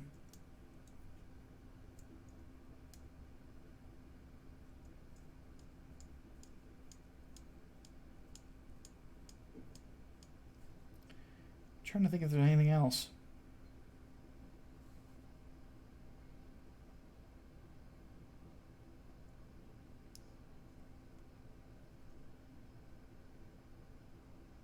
I don't know. I think it's about really all I can recommend. There you go. And then Ermac says, how would you do an Underworld Blade crossover? Blade would kill everyone. There you go. Keep it simple. Yeah, like that's basically it. He would kill fucking everything. If you even have like half of an idea of making more vampires in the future, he will fucking kill you. So it would basically be called Blade Kills Underworld. And that's what he would do. Is like kill everyone. That's what I would do, because it would be true to the character. You think he'd leave those fucking hybrids alive? Oh no, they'd be first to go. You gonna fuck them up. Motherfucker be trying to ice skate uphill. God, the Wesley Snipes films are so good. Except for Trilogy. Trilogy sucked, or Trinity. But man, those first two movies are great. Which one do you think's better, Blade 1 or Blade 2? I like the first one more, I think. I'm with you. Though, dear God, the second one is really good too. It's close. Yeah. Well, we don't talk about Trinity. No, we don't. But one thing that I think that people don't really understand is, like, part of the reason that the second film is so good is because Guillermo del Toro is such a fucking good director. I really want him to come back to comic books. I really do. I think that if you see, like, even some bits of the new Hellboy movie, you'll see how fucking stupid it was of Mike Mignola to turn on Guillermo del Toro the way he did. And basically act like those movies were shit. Those movies were so much better than what they ended up farting out with the guy from fucking Stranger Things. And nothing against David Harbour, aside from the anti-Trump stuff. But...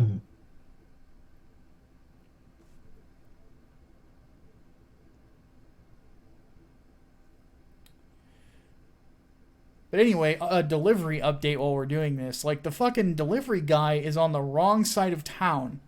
And it says estimated delivery time 7:15, 7:25. And it's 7:09.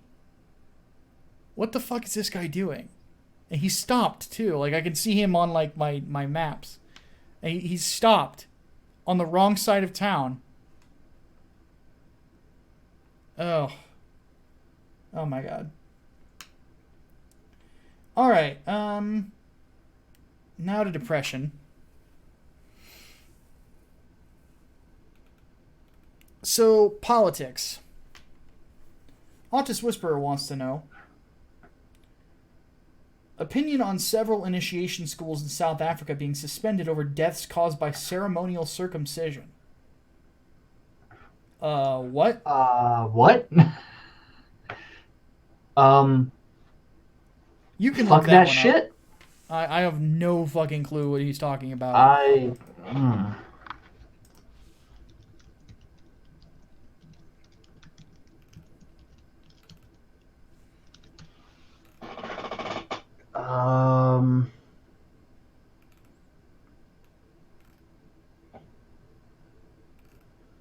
Holy shit.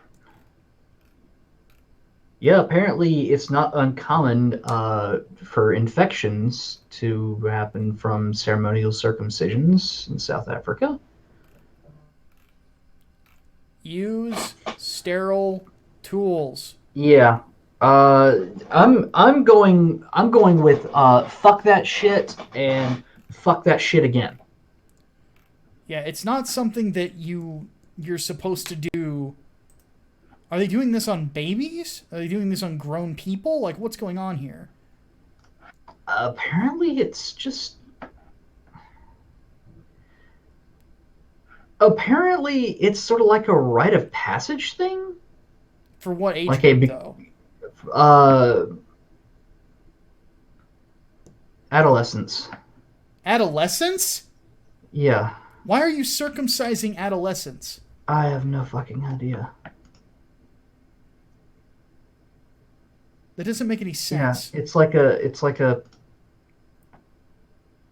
path to manhood. Some of them, I'm seeing now, some of them have like around 18. Why would you it's do like a that? path to manhood and stuff. What in the fuck?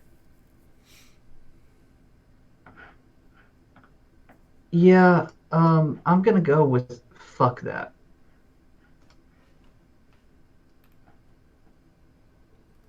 Yeah, that's going to be my thoughts, too. Alpha Incel wants to know, thoughts on Labor leadership hopeful Rebecca Long Bailey hiring a Stalinist to run her campaign. Apparently, he also ran Corbyn's campaign to leadership of the party. Talk about not learning. Oh, boy.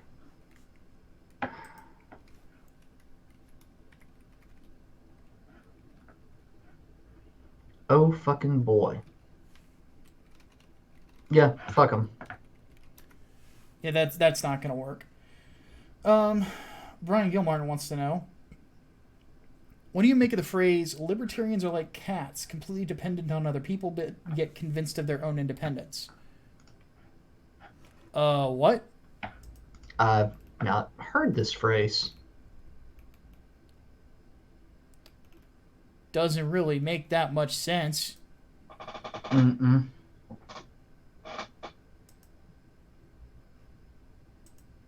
No.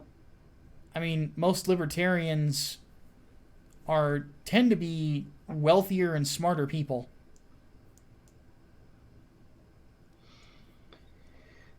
Pretty much every libertarian I've ever known has been an individualist. So yeah, I don't see the whole dependent on other people bit.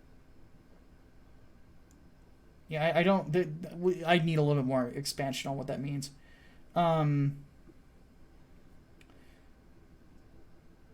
Because if like it's talking about like the fact that they purchase goods and services from other people, yes, that's what libertarians want. Mm-hmm. This is something a lot of people don't understand. Libertarians are not anti-community. You know, it's something like they're anti-communism, but they're not anti-community. There's a difference. There's nothing wrong with like. I actually had a debate with a communist once on this. Just because a libertarian wants, or like in a free market, you can form unions. They have to be private. They can't be public. But they can't lobby the fucking government for special treatment.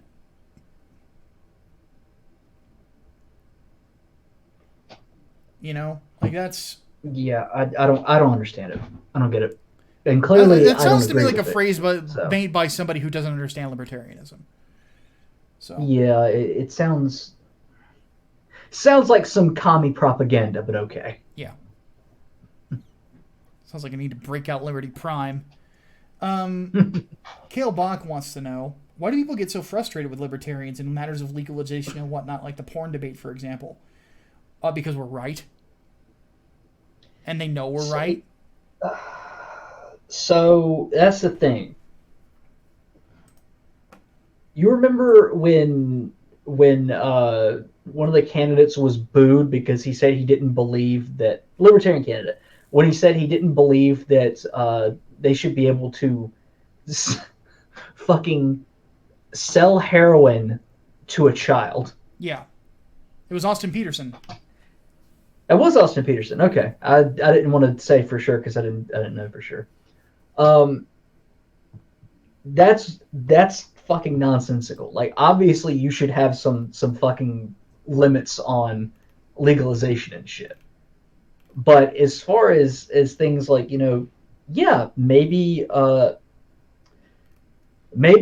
drugs that aren't super fucking dangerous and pornography shouldn't be restricted from you know purchase and consumption. Yeah, That here's something that a lot of people don't really understand about libertarians. Libertarianism and a lot of the things that we talk about are about full-grown consenting adults. We're not yes, talking about children because your no, responsibility as a parent is to parent your children. That is mm-hmm. the libertarian stance on that. Is stop being a fucking slob, parent your children. Mm-hmm.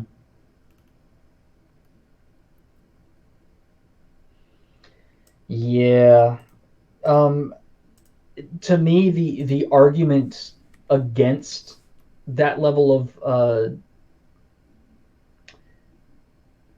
should I say individual responsibility, because I think that's what it boils down to. Yeah, that's a Yeah, big part of libertarianism. the arguments against that are favoring nanny states, and I think the last thing anyone wants is a government entity telling them exactly what they are and are not allowed to consume.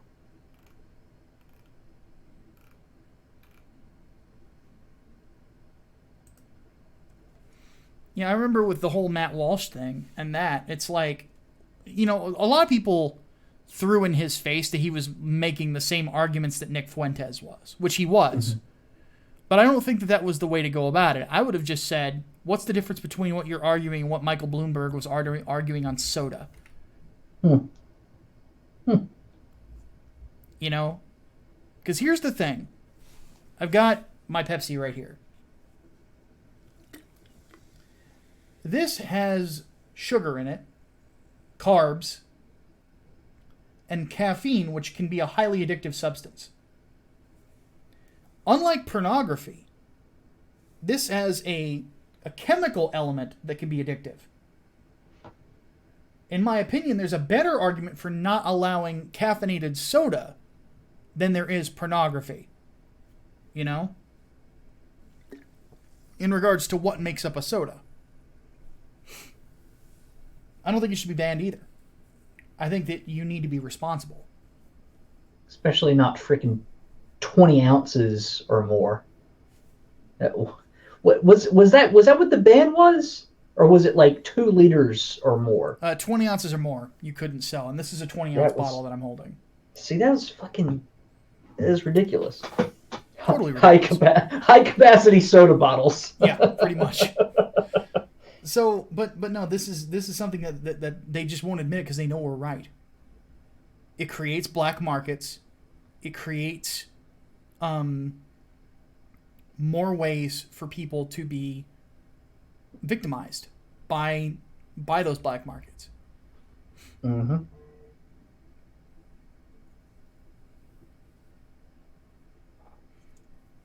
Yep.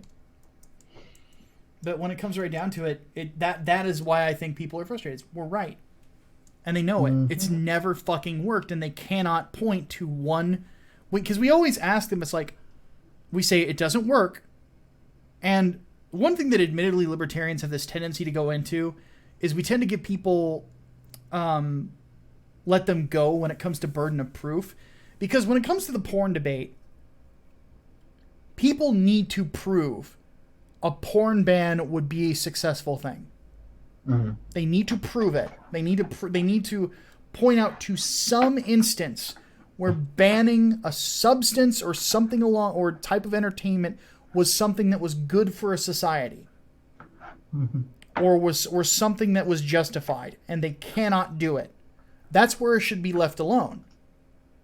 But we tend to give them the benefit of the doubt and say, and counter-argue instead, which we're basically counter-arguing the ether instead of and doing game theory instead of arguing the practical.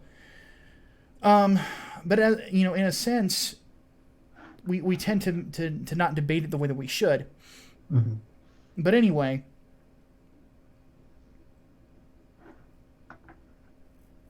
the frustration is that libertarian policy prescriptions are not based on nothing.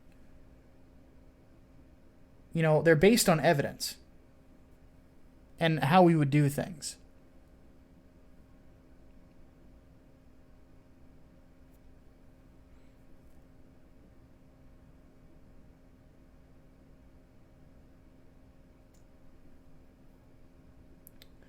And they're just not able to counter-argue. They're not able to really back up their statements. That's generally the big frustration. Like, I thought that Matt Walsh's arguments, and every argument I've heard for banning porn has been weak as fuck.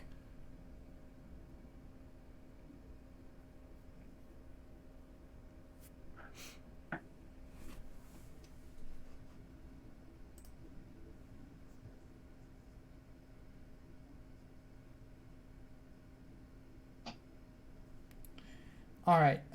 Will Geary wants to know, do commies not see the hypocrisy in so-called capitalist imperialism when the two biggest communist nations in history took over other nations by force?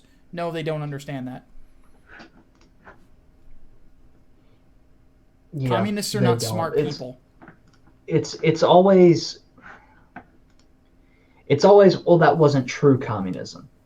But if you're not going to have any borders at all, if you're going for a purely communist society with no borders, no walls, no countries, no nations, whatever, eventually someone is going to get in their fucking mind that they have to fucking stand up and make things right, because that's true communism, and they'll establish a fucking nation and an army and start claiming territory and shit, because communism inherently enables dictators. Yes. That is how it fucking is. Because it is not democratic in the slightest. I mean, I know I've said this before, but I'll say it again. From each according to their ability, to each according to their need, cannot be enforced without some kind of force.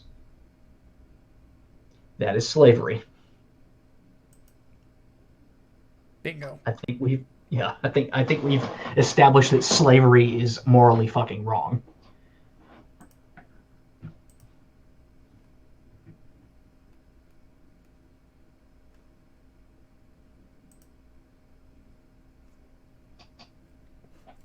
All right. Jonathan Stein wants to know, do we need an electoral college at the state level? What is it going with Virginia? It might be a good idea. I wouldn't go that far. Yeah, I don't know if I would either. I wouldn't go that far. With what's going on in Virginia right now, what you have to buffer that is appeal or district courts, state courts. Well, state courts district courts, and then you'd have Supreme Court. And there is no way in hell that Senate Bill 16 is legal at all. It clearly violates the Second Amendment. The I I think it's going to pass. I think that it will be challenged and blocked, and I think it'll be ruled unconstitutional, and I think it'll go all the way to the Supreme Court, and the Supreme Court's going to take it up, and the Supreme Court's going to say, you can't seize weapons that people legally owned before whatever date. That would be their ruling. As far as like assault weapons bans, they've already said those are fine. But I think what's going to kill this is specifically the lack of a grandfather clause. And I know I've kind of gone around the question at this point, but I don't see how having an electoral college for a state would work any better than appealing, or not appealing, challenging any sort of bullshit unconstitutional laws passed by state legislatures.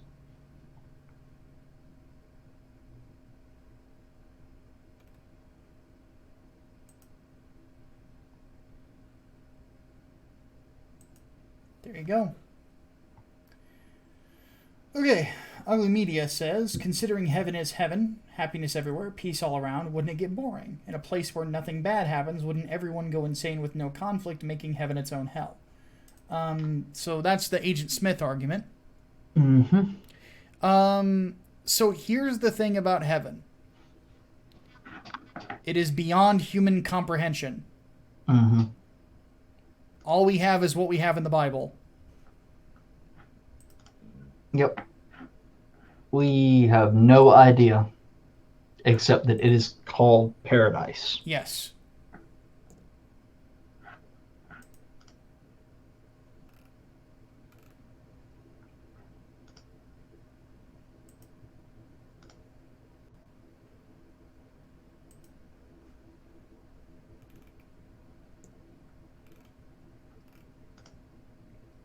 Okay, we need to take a break for a second. So, you want to know...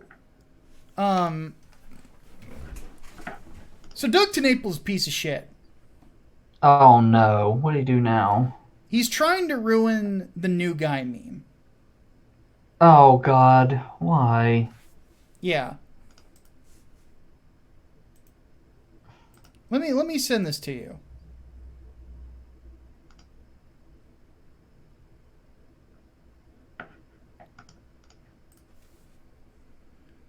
Because now he's basically, I don't know if he drew this or if somebody else did, but of him basically putting this new guy. So let's give some history on this. Because now I'm considering of calling this episode Toss a Coin to Your Witch Herd from now to Doug TeNaples' piece of shit. But, so the new guy meme is basically some SJW dipshit put out a video where, what was the basics of it? It wasn't a video, it was a comic. It was a comic.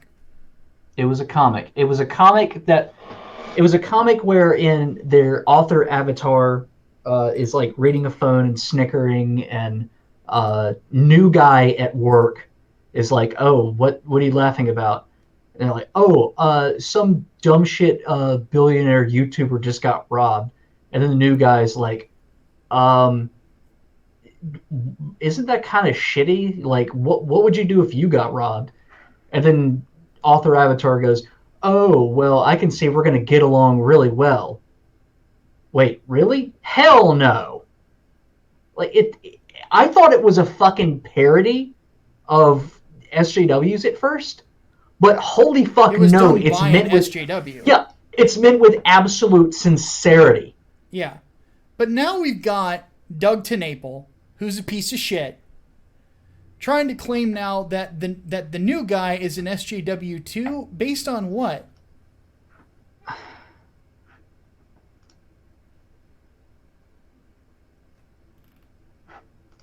Why?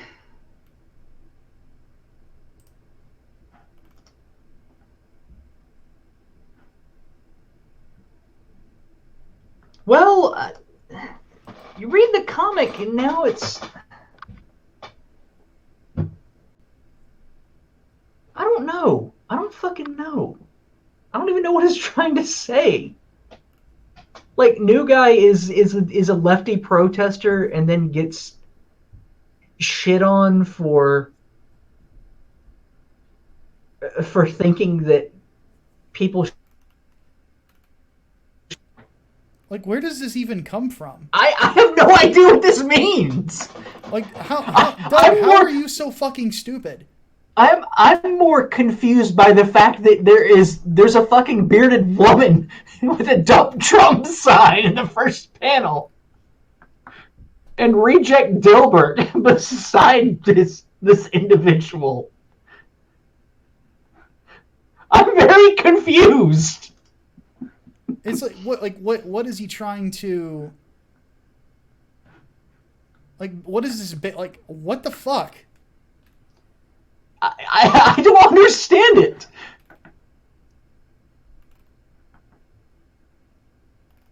I literally don't understand it. Like, how fucking stupid is what? Where does this even come from?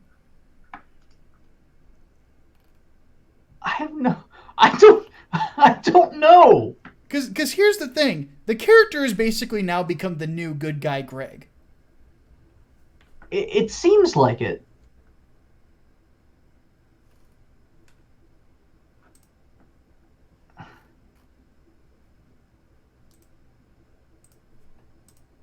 I am just very confused by this. None of this makes sense. We're gonna live tweet.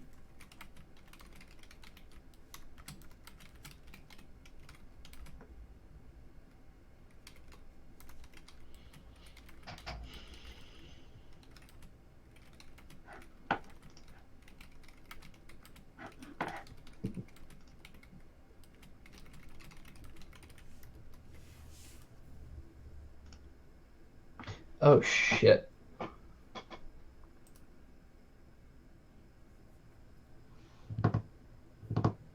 Like Doug TenNaples sucks. It's like let me just like I'm gonna actually we'll show the audience this, like what I'm talking about here, because this is so fucking stupid.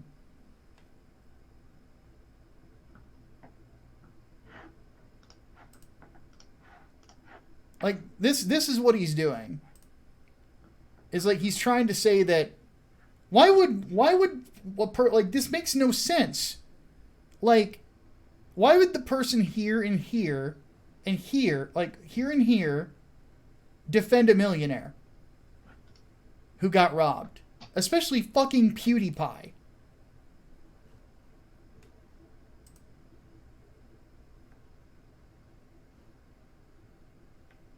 And this is now I'm very glad I didn't back Bigfoot Bill or Earthworm Jim, because if this is your comedy and this is supposed to make sense, oh dear God, man, you have clearly lost your touch. I'm very confused.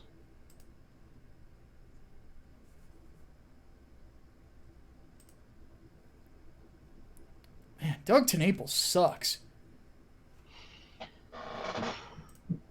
That was not coherent at all. No, it's like this is it's stupid. It's very, very stupid.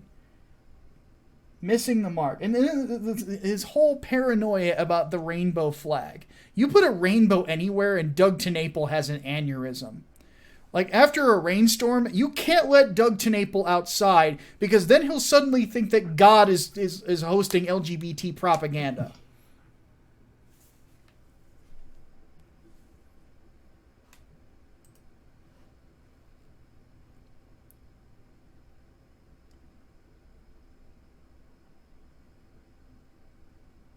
All right, let's keep going. Man. If nothing else, thank you, Doug, for giving us a show title. All right.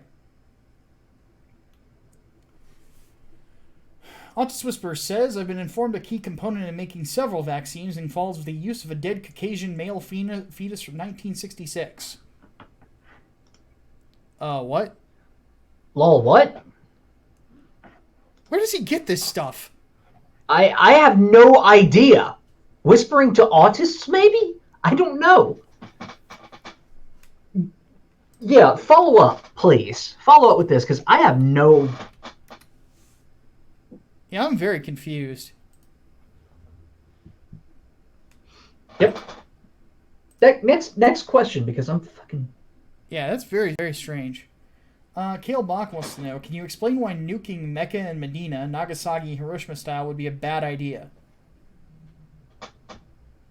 Mecca, hold on. Mecca, like Muslim Mecca? And that was Yeah. spelled wrong? Yeah, that's what I'm thinking he means. Well, it would spark a world war. Yeah, that... Do you want Armageddon? Because that's how you get Armageddon. Yeah. No. Absolutely not. Absolutely not.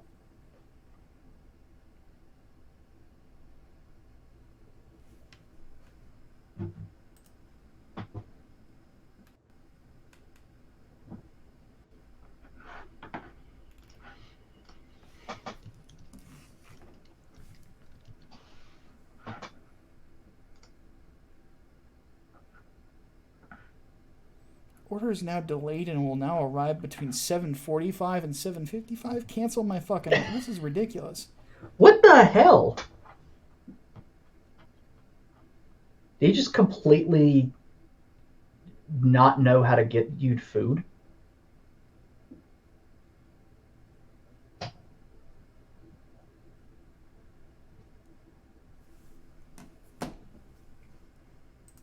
This is ridiculous, Grubhub. What the fuck are you even doing? I could have gone and got it myself at this point. Like, what the fuck?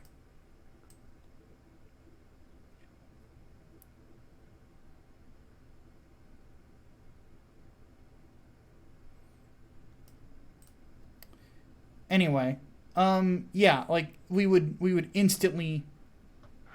That'd be a fucking terrible idea.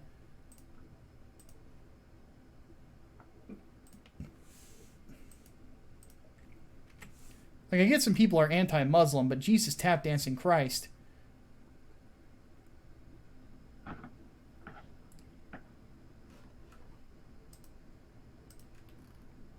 Let's see here.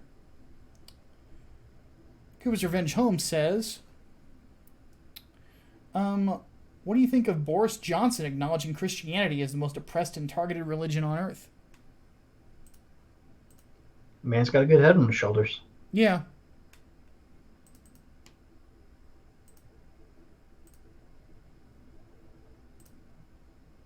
It's really all there is to it.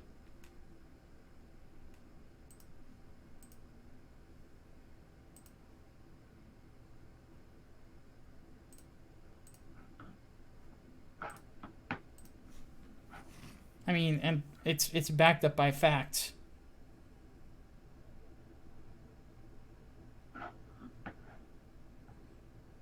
And we talked about this on the podcast. I mean, more world leaders just need to acknowledge it. And come together to realize, like, what do we need to do here to stop this from happening?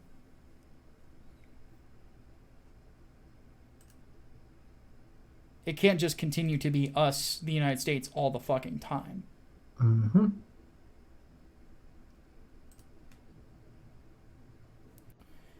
All right. Eclectic wants to know, what do you have to say about the omnipotence paradox? I have no clue what it is. The whole if God isn't omnipotent, can he make a rock that is too heavy for even him to lift? Or can he make a burrito that's too hot for him to eat, or something like that? The statement doesn't make any sense. Yeah, that's the thing. You cannot have omnipotence that makes yourself not omnipotent. Yeah, Like then it's a self-defeating argument. yeah, exactly. It's it's It's not not really it's even not a a it's good. not a It's not even a good paradox. paradox. Yeah, it's not a paradox to argue against God. It's a paradox to defeat omnipotence, and it's sophistry. Well, that's generally like what those questions tend to be is sophistry. You know, they don't really make any sense. Mm-hmm. Yeah, I mean It's like, it's well, he's not not really all logically powerful consistent. then. It's like, no, being all powerful means there is nothing you can't do. Meaning that certain concepts become null and void because of that particular idea, meaning unliftable. Yeah, you Two, can't. two of anything. Yeah, God could not make himself not God. Yeah. Why would he even do that? That's another thing to consider is Yeah. character of God. Why would he do that? Why would he need to do that? Mm-hmm.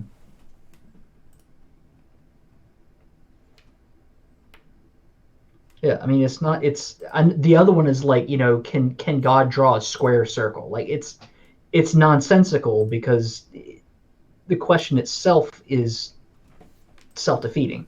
Nonsense doesn't just start becoming nonsense just because you introduce omnipotence into the play. Yeah. Nonsense is still Yeah. nonsense. Yeah. I mean everything does have to follow logic. I mean there are established rules. I mean you can't just all of a sudden break every established law to prove omnipotence Or try to disprove it. or disprove it. Yeah.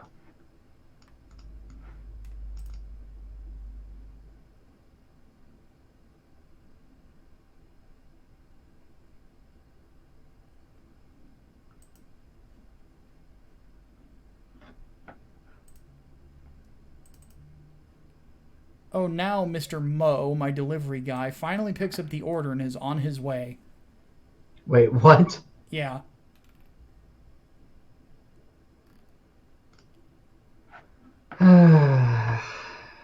This food had better be damn delicious. Yeah, I'm genuine. I'm tempted to ask Grubhub for my fucking tip back. Like this is fucking ridiculous. I usually tip 20% too. Like, are you fucking serious? That's usually what I go for. All right, let's keep going. Um, Alpha Incel says you're pro-Israel, so is he. You also mentioned you had some issues with them. What are those issues? So, first one is I actually don't think they should be continuing pursuing a two-state solution at this point. I think that there isn't one. I think that the Palestinians want Israel. They won't be satisfied until that because they voted in, as in democratically voted in, a terrorist regime. Mm-hmm. They chose that. Of all of the nations around them, they're the only ones that I can think of that had an actual election that chose that. Pretty crazy when you think about it.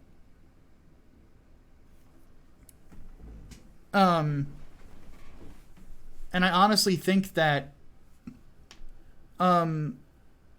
Netanyahu should go in front of the UN and condemn the Iranians for their funding of Hezbollah and their funding of the Palestinian terrorist groups and provide evidence of such and challenge their sovereignty. Because by UN rules, the Iranians have actually disobeyed the same things that would lose someone their sovereignty as Iraq did back 10 years ago, where they have harbored terrorists, they have funded terrorists, they are pursuing weapons of mass destruction, which under UN standards is chemical, biological, and nuclear. And then the only thing they have not done is invaded a foreign country, so that's 3 out of the 4. I think they should do that. I think they should absolutely do that and challenge their sovereignty. And I think that they should be backed by the UN and the UK, by the US and the UK. I think that all three nations should do that and challenge it right there. If for no other reason to put them on their back heel or put them on their heels, politically speaking. Yeah, I don't think they're aggressive enough sometimes with the Palestinians. You know, because again, we're dealing with people who want them all dead now. It's just not. It's not at a good point. The other issue I have is part of what got Netanyahu into legal trouble lately is that there's way too much comfortability in the higher levels of Israeli government with doing favors for one another and things like that.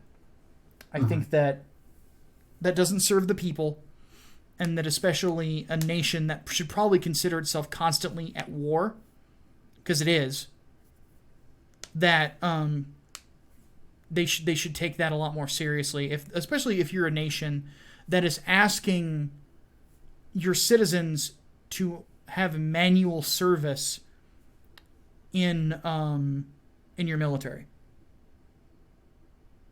That would be my criticisms of them.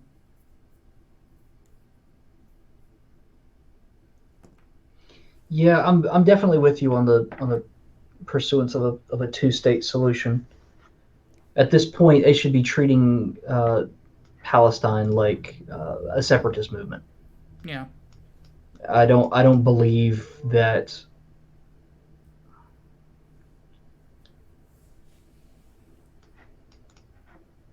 Well, I'll leave it at that. Well, wait a minute. Separatist movement. So clearly the only solution is Darth Vader.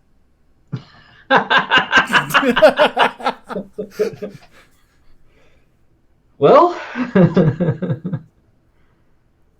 oh God. Final question, and it looks like my food is actually here. Oh, there you go. So, I'm gonna list the question real quick. Go grab my food, and then actually, I'm gonna let you have it pulled up. Go ahead and read it. I need to answer. I will read it because it's a long question. Yeah. I'll be right back. All right. Hello. So, question is, I know Micah has said that since the Democrats are going so far to the left that the Republicans are going to control 2/3 of the government, much like how Likud controls the government in Israel. I would love for that to happen, but I just don't see how it's possible. I see 40 to 45% of this country voting for the left-wing party solely for the fact that they are not the right-wing party, regardless of how far off the deep end the left-wing party goes. What are you seeing that I'm not that allows you to make the prediction that something like this could happen?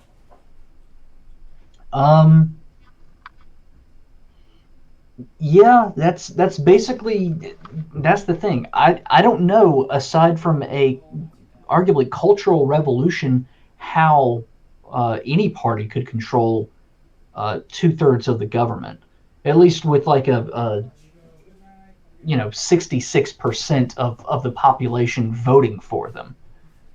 Because I think back to, what is it, the 47% comment that Mitt Romney made.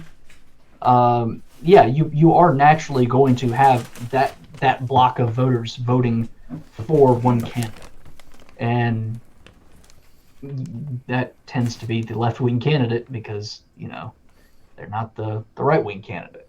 I has a food. But there you go, food. So what you missed, I'm of the belief that I don't see a road to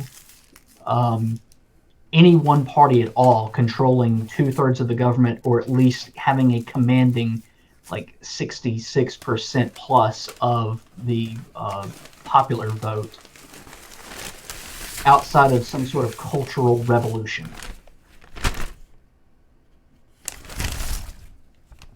Okay. So I don't know how you would get that sort of a command over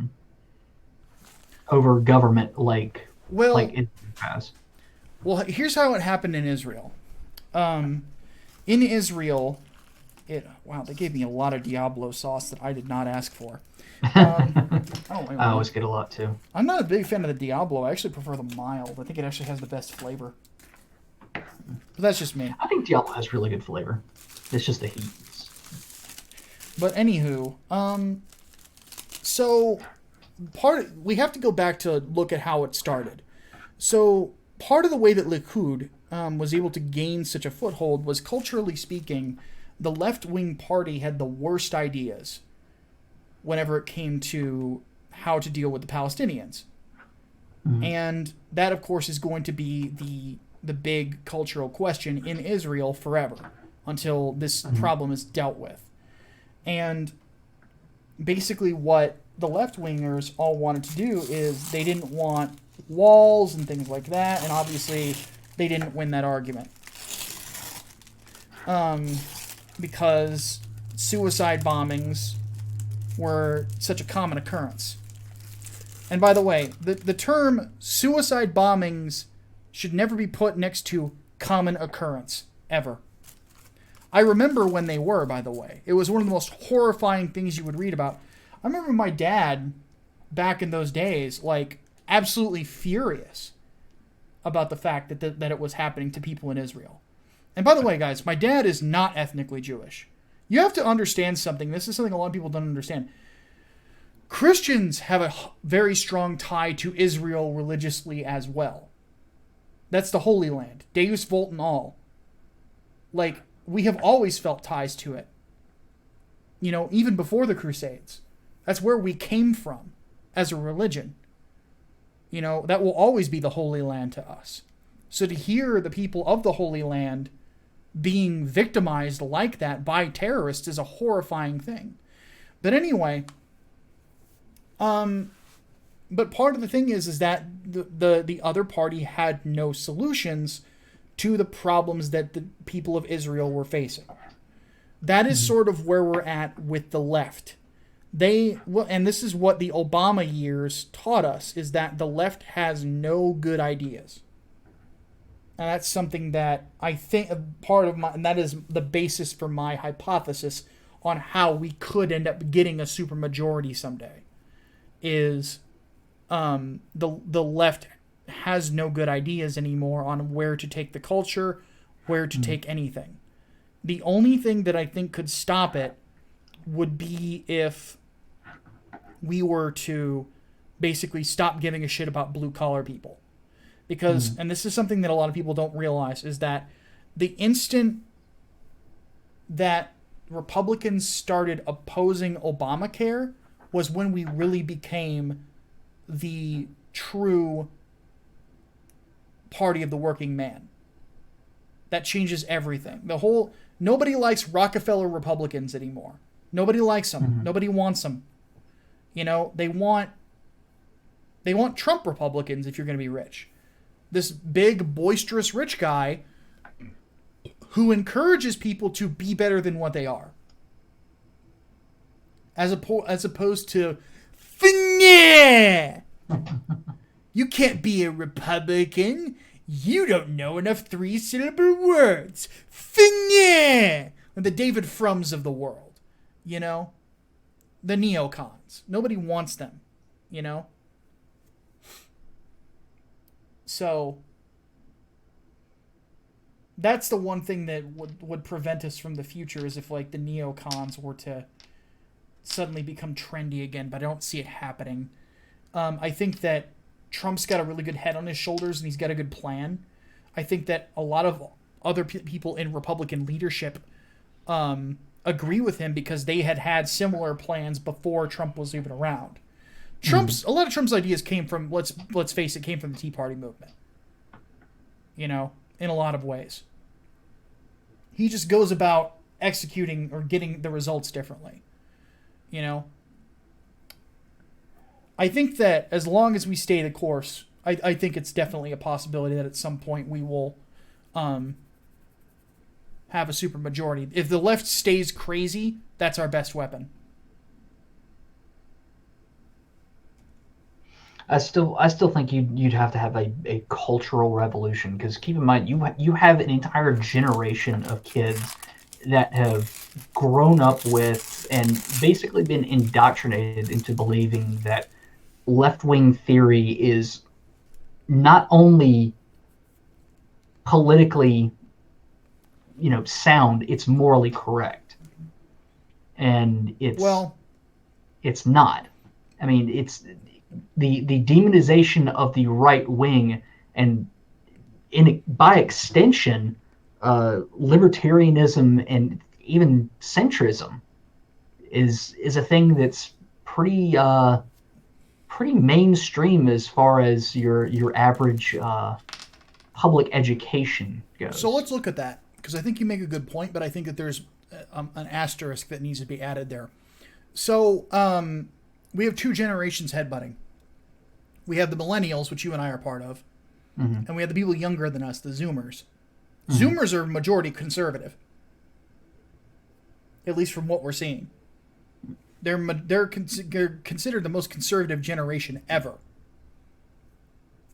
And I think that is where the big cultural conflicts are going to come from in the future. And I honestly think the Zoomers are going to win out. Because they desire a lot of the traditional elements that millennials tried to give up and will probably end up embracing in the future. Because what I'm thinking is not going to happen now. I think it's going to happen maybe 5-10 years from now. Mm-hmm. I could see, I think that Republicans will win the 2020 election. That's not an excuse not to vote. Go vote. Go vote. I think that whoever wins 2024, that's when we'll see a supermajority. I think that it'll be at that time. Because I don't see the left becoming any less crazy. I'm telling you right now, Andrew Yang and Tulsi Gabbard will not be Democrats by that point in time either. They will not be. They will not be considered majority voices either. They're fully outnumbered. Tulsi Gabbard is not going to be a Democrat by the end of this year. Yeah. They will not allow any voice that doesn't come across as completely far to the left. Even though Andrew Yang and Tulsi Gabbard are far to the left. You're not even allowed to be sensible. People pick up on that. It will destroy them in time. I have no doubt.